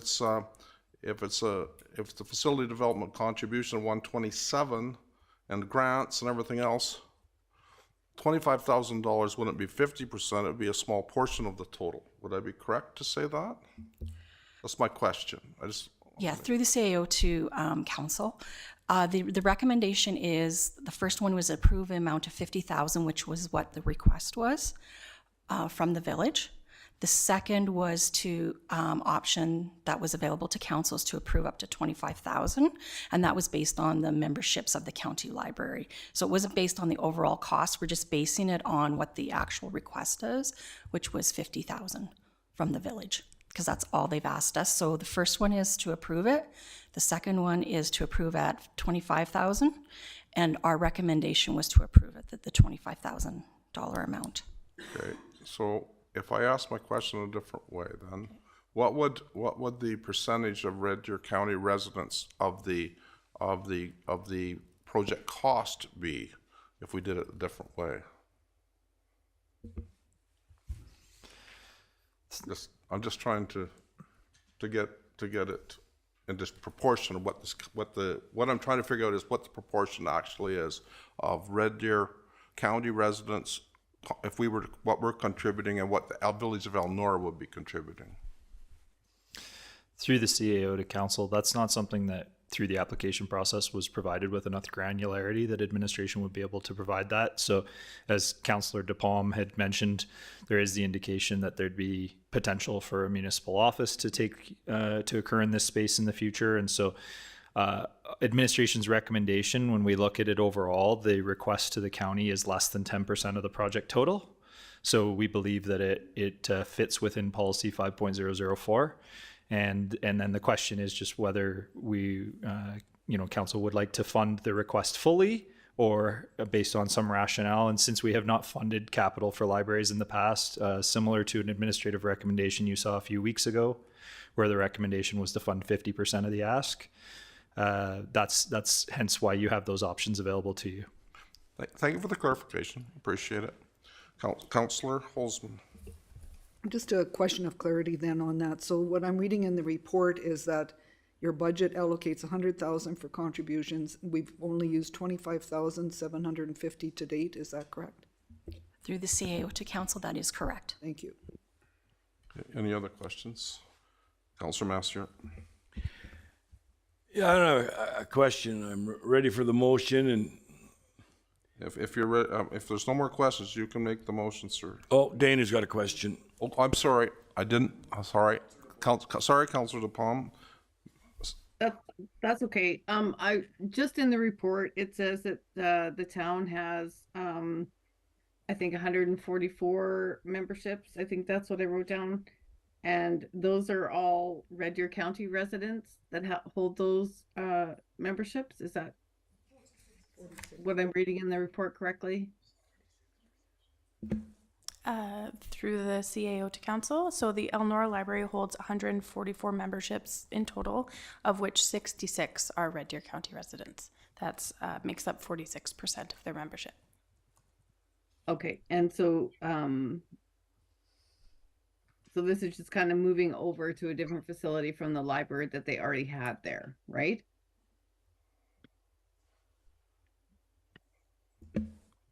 That is correct. Okay, and you said 46% is what Red Deer County has of those 144?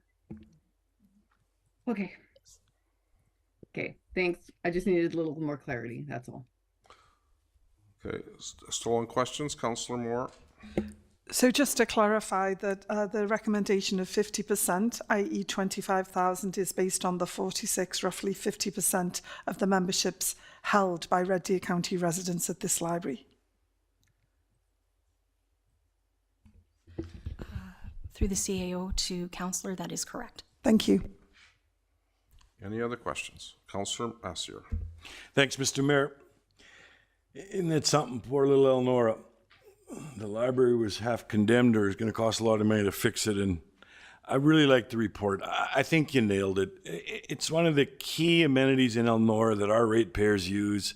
The town's come up with a creative way to provide a grocery store, a library, and one day they might even move into it too. And so I think the report really captured what's going on. And I get it. We're not giving capital to some of these urbans for their libraries. We don't want to set precedent. I don't think we can look at it as capital to a library setting precedent. I think this is a way for us to contribute to an amenity that our ratepayers use. Yeah, we can afford to give the whole 50,000. I really like administration looking at these requests and saying, what's fair to Red Deer County? And I think the 25,000, because it's about 50% of the membership, is coming up with the proper number. And so I can't find fault at all with this report. I looked at it, we give our Parkland Regional Library funding to our little local libraries. They truly appreciate the support we give them. A few years ago, we even boosted the operating dollars. That's why I'm not concerned about not giving the full 50,000. We're giving that library additional dollars to Parkland Regional dollars, and they can use some of that to finance the difference. They can go to their town, they can fundraise. There's lots of opportunities for them to continue to raise money for their facility. And so I'm strongly recommending that we go with staff recommendations on this one. Our staff go out of their way to make sure it's fair for the residents, for the community, and they're recommending 25,000 because of 50% of membership of a big request, fully supportive of staff recommendations, Mr. Mayor. Okay, thank you. We have a motion on the floor by Councillor Massier to provide $25,000, correct?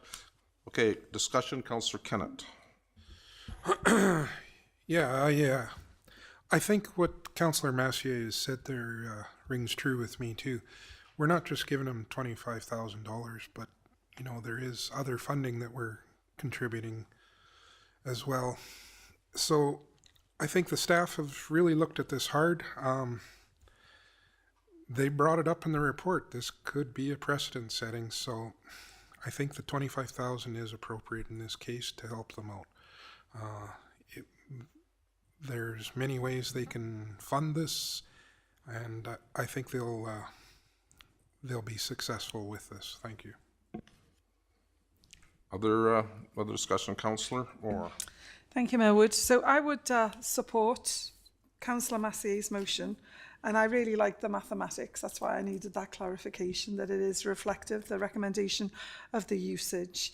You know, and libraries, long gone are the days where they're just a place, or not just a place for books. Back in my day, they're actually community hubs. And, you know, it's very important that small communities have that, especially have that place. So I am happy to support Councillor Massey's motion. I just have a bit of a struggle with, is there a way we can make sure that our funds are not directed in any way to municipal offices? I know that might be a tough one, but I think that could get us into potentially hot water. Mr. Brand. Yeah, through the CAO to council, it's one of those things because this is a request for funding, so essentially it's a grant. So we have that opportunity to indicate in the response to the Village of Elnora that these funds are to be used for a specific purpose. We would not go so far as tracking that after the fact. It would kind of be a good faith relationship between us and that other municipality that's what they were using it for. But based on the proposed costs of the development, we think that if we were to put money towards that, it would go towards that library portion. Councillor DePalm, followed by Councillor DePalm. Councillor Holzman will follow. Thanks for that. I can definitely support the $25,000. I guess my opinion is I don't think we're setting precedent by that it's, I guess, being used for a library. We do help other communities with amenities, capital parts of their amenities all over Red Deer County. So I don't think it's going to set a precedent there. And yeah, I can totally support the motion for $25,000. Thank you. Councillor Holzman. Thank you for the report. Great report. I concur with Councillor Massier. Like, it went into a lot of detail, and I don't see us stepping outside margins that we haven't done before. When we look back at capital contributions we've done to Elnora, it's been just to keep them going. And they're a small town village that this is part of the heartbeat of the community, and I think we need to help them in order to have them be successful. So fully supportive of the 25,000. Is there anyone else that hasn't spoke? So we've heard good support from everyone that spoke. I think that this is one of those ones. It's an anomaly. I don't think we're going to find many situations where we're going to find a small village that's seen their library condemned because of a mold or whatever else it was they were condemned for. They've had to move over to the next door building, which is not really suited for library. I don't know if it even has a washroom in it. It didn't used to when the barbershop was there. Maybe they've made changes since. But you know what? It is definitely one of the hearts of the community, and it's definitely been identified that it supports, that Red Deer County has use of it. And I appreciate the work that administrations went, because these oddball ones will probably take more time than the others, and so we really appreciate what you're doing. And I had to ask some tough questions here because it's really not that easy to follow through this. And I feel thank you, Mr. Brand, for identifying that when I tried to ask for something that maybe you couldn't give me an answer to. I was struggling a little bit with the possibility of them holding their town office in the same building. But you know what, it's been identified that there are ways that we can track that, and I'm not concerned. That concern is what went by the wayside now. So I'm fully supportive of the 25,000. Hopefully that they can come up with the next 25,000 somehow to make this a go. This motion was made by Councillor Massey. Do you want to close, sir? Just to close, is to make sure that my motion included the clarity that the funding was allocated from the 24 community services operating budget, because you did mention you had room in that budget. So just to make sure that was staff recommendations I was going with. So before we vote, we're all clear on that? Okay. All those in favor? Carried unanimously. Thank you very much. Appreciate your help. Thanks for the hard work on that. Okay, how are we doing? Are we for time? We're okay? Anybody need a break? We're good? Okay. Continuing on to Parkland Regional Library Budget. Well, this works out good. You don't have to change chairs. There we go. Ms. Slamington, how are you? Well, I'm not sure who's going to give the report. We'll see, I guess. Good afternoon, Mayor and Council.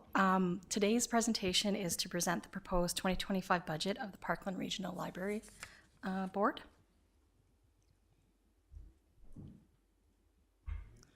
Red Deer County has been a member of the Parkland Regional Library System since January 1st, 2021. The benefit to being a member is that Red Deer County residents can purchase library cards at any member library. This will entitle library card holders to services available at any member library, as well as providing them with an Alberta Library Number.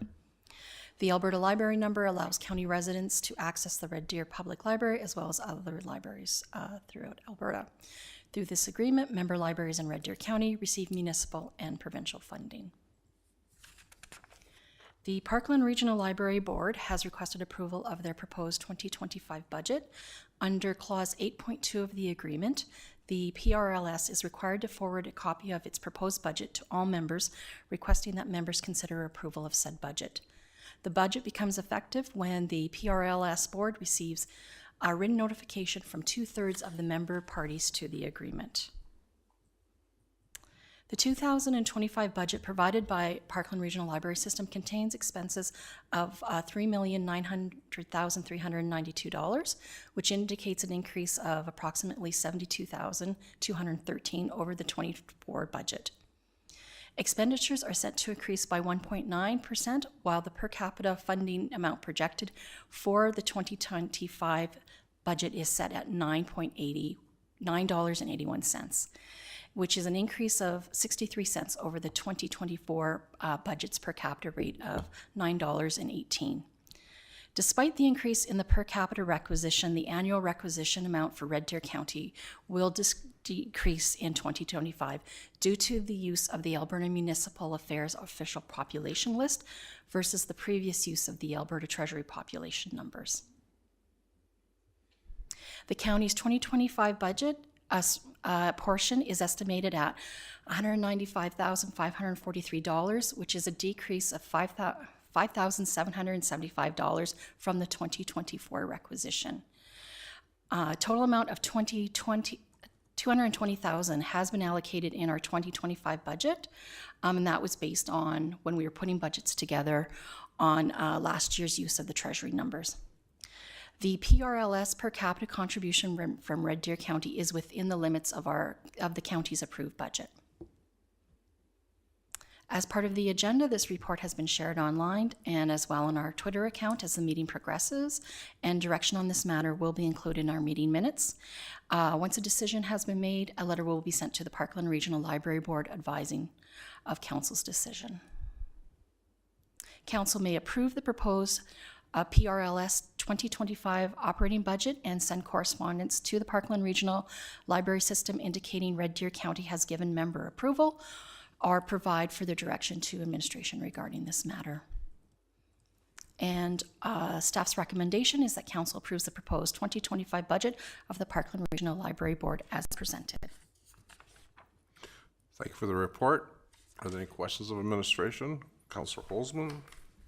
Thank you for the report. I guess one of the questions I would have is because of for lack of a better word, I had course correction in the per capita rates.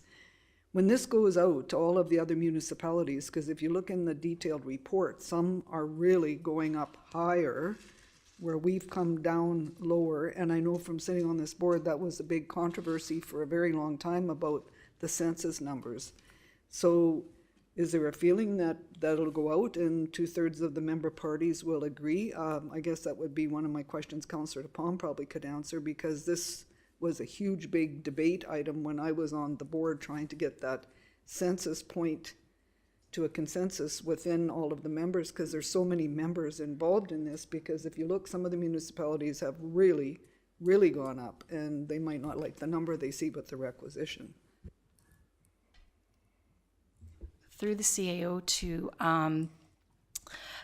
council, we're not aware of, because the budget that Parkland Regional Library System, it goes out to all the 62 members at once. I've seen that some have been approved. So we're all kind of in that process where it's difficult for us to answer that question because they're coming before councils right now for approval. Maybe Councillor DePalm might be able to shed some light or things that she's heard because she's a board member. Councillor DePalm, do you have any information for us? Yep.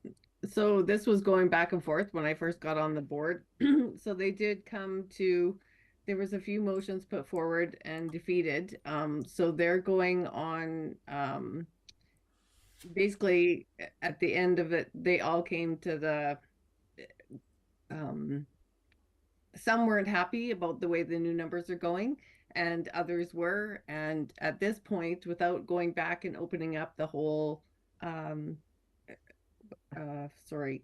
Parkland Regional contract, I guess, between everybody, they're letting it stand on the numbers that, using it this way. So otherwise they had to open up the whole contract and go back and do a bunch of different things. So, and that they didn't want to start doing, from what I understood right now. And it was, because there's a lot of other things they wanted to go and look at and just to open it up for that one thing. But there's still people that weren't happy and there were some that were happy and, but it just basically came to, it is what it is. That's what I took away from it anyway. Thank you. Yeah, must have had a list started here, but I don't, am I at the end of my list? Who did I miss here? Councillor Moore, there we go. Well, I know what happened. We jumped out of turn because it's Councillor Palm. That's what happened. Go ahead. Thank you. So my question's on the census, because it's good news that our numbers are down and we're paying less. But what trumps what? Like whose numbers are deemed more accurate here? I mean, that might be out of your wheelhouse, Ms. Symington, but it's kind of, it does sort of create in our favour this time. But what if it was the other way? Through this CAO to Councillor Moore, this is generally a fairly large discussion in the clerks community about which census is more accurate and all of those factors. I don't think there's a clerk out there that really would agree with another clerk. So it is kind of dependent. We all conduct censuses differently. We all have different rule books that we play by. And so some people deem certain sets of rules to be a more accurate gauge of a census, but there really isn't consensus on it. So it's really about, typically what we just try to do is consistency, making sure that you're using that same source data all the time and focusing on being clear with what the source data is, not how the source data was collected. So it's a pretty contentious question. Thank you for that. So how come it's different this year? There's quite a big difference. Like, it was never looked at in this way previously? Like last year or the year before? Is this the usual way, I guess, my question? Through the CAO to Councillor Moore, previously they used Alberta official population, then they switched it to Treasury Board. Now they've gone back because the agreement states that it is Alberta. So that's where the difference in discrepancy. So last year we saw our population go up and our costs went up quite significantly. Now they've gone back to what's in the agreement and they're holding to what that census number is. So that's the difference. So that's why we budgeted a little bit higher, because we thought that's what we would be using this year, 2025. So we were pleasantly surprised when we saw that they had gone back to that, and that will affect our budget as well. Thank you. Okay, Councillor DePalm? No. Okay. No. Councillor Holzman, do you have it? No. Okay, Councillor Master, go ahead. Thanks, Mr. Mayor. I missed you, sorry. You're okay? I see what I did wrong, but that's okay, I'll fix it. Go ahead. I'll be real quick. I think, Ms. Symington, you pointed at it. If we're going to use the other numbers with that increase of 63 cents per requisition, would have we been able to make it under our budget? Is it real close that way? You mentioned you were going to use the old numbers, but I don't know if you forecasted an increase of 63 cents on the requisitions, but Through the CAO to Councillor Massey, when we built the budget, we thought the 220,000 would be adequate, even if there was an increase a bit. Well, like, we don't know what that good, right. that increase will be, but we felt comfortable making that recommendation in when we were putting budget together. Okay, and that helps. We were ready for either side, and we're ready for it. So thank you, Mr. Mayor. Councillor Ramsey, thanks for being patient. I did jump over you.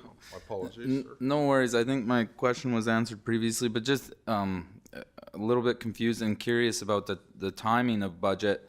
Will the decrease be reflected in the upcoming budget? Through the CAO to Councillor Ramsey, in discussions with Director Brand, we felt that would probably be in the spring budget adjustment was where we would make it, because budget's in front of council right now, but we would look to make those adjustments be reflected in that budget. Are there any other questions of administration? Looking for a motion. Do you want to make this, Councillor DePalm? Is that your? Yep, It was. I can make it. Okay. Yeah, go ahead. Sorry, I don't have it in front of me. So, I would move that we accept the proposed 2025 budget of the Parkland Regional Library. Okay. We have a motion on the floor. Any discussion on the motion? All those in favor? It's carried unanimously. Thank you. Okay, we've been more than an hour in without a break.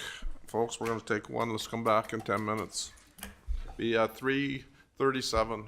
2:37. Just about added the wrong number together.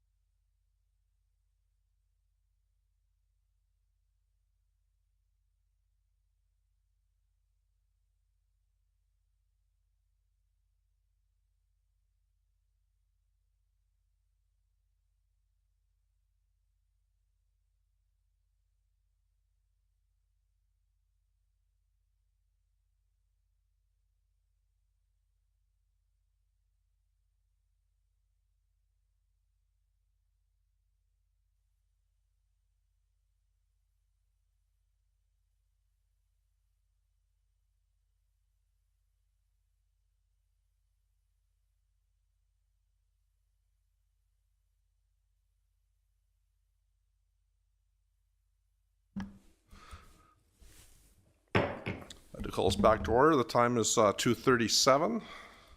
Let's see, where are we at here? We're back to item number 5.4 in our agenda, repeal of employee recognition policy number 1.019. Good afternoon, and how are you today? I'm good. How are you? You know what? We're having fun here, you know? Oh, good. Oh. Well, let's continue.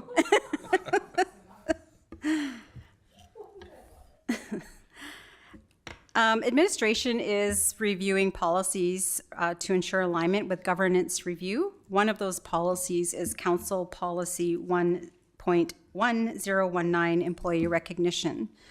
This policy is within the authority of the Chief Administrative Officer and not with County Council.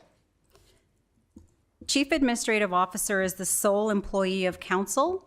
Power, duties, functions, and county administration are captured in the Chief Administrative Officer Bylaw. This includes being responsible for human resource matters such as hiring, discipline, management, and recognition of administrative staff. Administration intends to approve an administrative policy to continue recognizing staff. Repealing the council policy of employee recognition policy does not preclude council from expressing their appreciation through other mechanisms. For example, a summer barbecue is conducted annually and funded through council's budget. Therefore, administration recommends repealing employee recognition policy number 1.019 as the policy falls within the authority of the Chief Administrative Officer. Thank you. Thank you for the report. Are there any questions? Councillor Moore. Thank you, Mayor Wood. So this does make sense. Can we be assured that the CAO will continue to appreciate the staff appropriately? Mr. Hertzberg. Yes, to Mayor and Council, you put me on a spot, but I was definitely still planning on recognizing them. They recognize me when they see me. I should recognize them, I suppose. It'll definitely still be. I think it is important, though, that this is a proper recognition that we really shouldn't have these wires crossed and be in a situation where council may feel like they're doing something different with this policy that wouldn't make sense for my staff, and that, you can have a recognition, employee policy recognition, but it'll just be for me. And if you want to have one, I definitely encourage that. And I got some ideas if you want to build one, but for this one, you probably don't need this policy. Councillor Massier. Further to that, something that is under my wheelhouse is the budget. Is it built into your budget that you spend so much on employee recognition?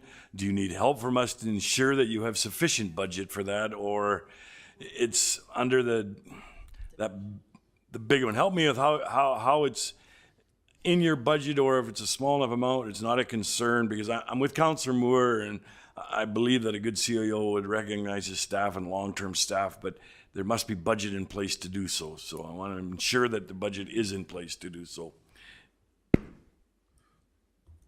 Yes, through to Mayor and Council. There'll be a small amount to reallocate that is actually sitting in the council area, but it's legislative services, so it's really still in the same line that it's always been. But yes, that is something that will take place as well. And as well, an astute CAO would be sure to include in his CAO meetings once in a while a bit of an indication for council about what that area of the budget looks like and the types of things we're doing and what the trends are out there as well. So while it may not be your lever necessarily to pull, very much would make sense for a CAO to keep their council apprised. Councillor Holzman. I guess my question was sort of along those same lines. Will we still have the opportunity will you still come here and do the 5, 10, 15 years so that council sees that, or at least gets a report so that we can congratulate and thank staff if at the same time, or how will that look? Through to Mayor and Council, at this point, I wouldn't be as specific as saying exactly where those recognitions would take place. It is something we should discuss further, because we have done some work with staff in terms of surveys and checking in on them in terms of what is meaningful for them. And so we can share some of that information with you at another point. I wouldn't want to say too specifically at this point. I think it's more important to recognize that this is not where the policy belongs. Thank you. I just want to make sure that staff know how much we appreciate them too from time to time. So even a report's a great opportunity. Thank you. Councillor Kennett? Oh. No. You're good? Anything yes? And to say, Councillor DePalm? No. Okay, Councillor Kennett. Yeah, thank you, Mr. Mayor. I move the council repeal the employee recognition policy number 1.019. And just curious if this works for red tape reduction for the province. Thank you. We have a motion on the floor by Councillor Kennett. Any discussion? Seeing no discussion, all those in favor? That's carried unanimously. Thank you. Continuing on to item number 5.5 in our agenda, that's going to be our tax recovery sale 2024. This is set reserve bids and any other conditions for the public auction.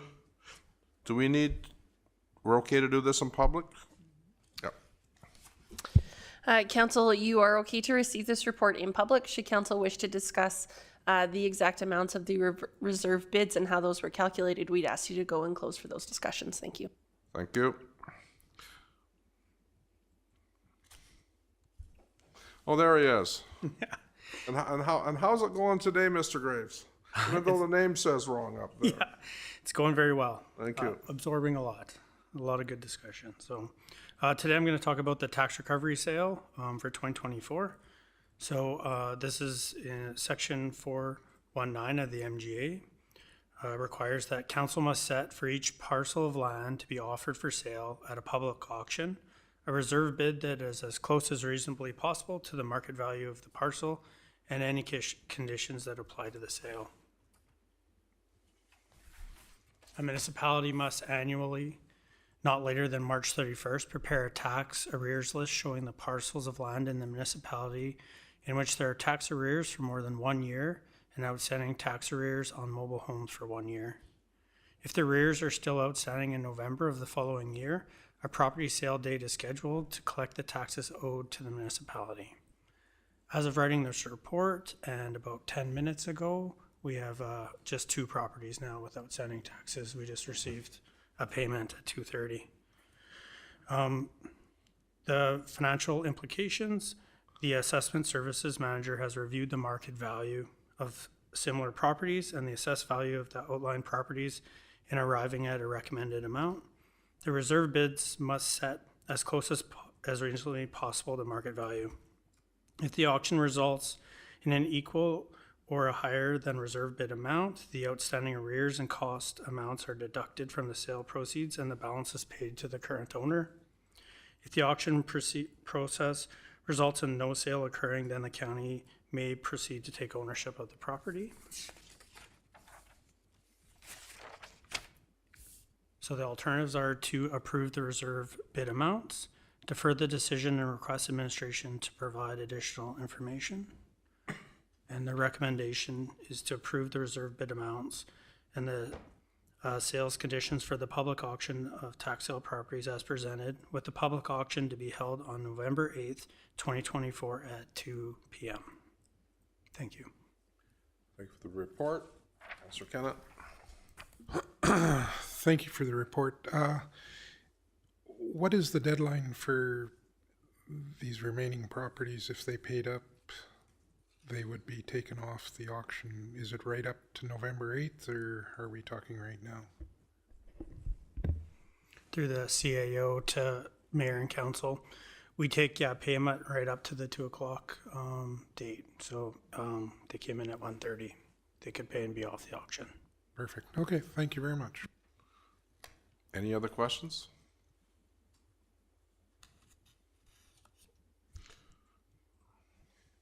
Councillor Master. No other questions, Mr. Mayor. I'd certainly move that we set the reserve bids as provided by administration, and I take it on the 2 properties, not the 3 as of today. And so there you go. I thought they were fair bids, so don't know if it's important to know which 2 are still left on, but all 3 in my mind were fair. Hope there's none by November 8th. through the CAO to the mayor and council. You can approve all three. And like we said, just with our previous question, as soon as it's paid, they're off the list. So approving all the reserve bids is no problem. So be it. Any discussion? Seeing none, all those in favor? That's winding up. This is a hurry. It's carried unanimously, thank you. I'm just trying to look at this agenda, and I'm just trying to see if I've missed anything. I'm looking almost like we're at the end here. Okay, who would like to, Councillor Ramsey, go ahead. Motion to adjourn at 2:47, Mr. Mayor. All those in favor? And I didn't look up are you in favor, Councillor DePalm? I was looking every direction but that way when your hand went up. Thank you. It's unanimous. Meeting is adjourned.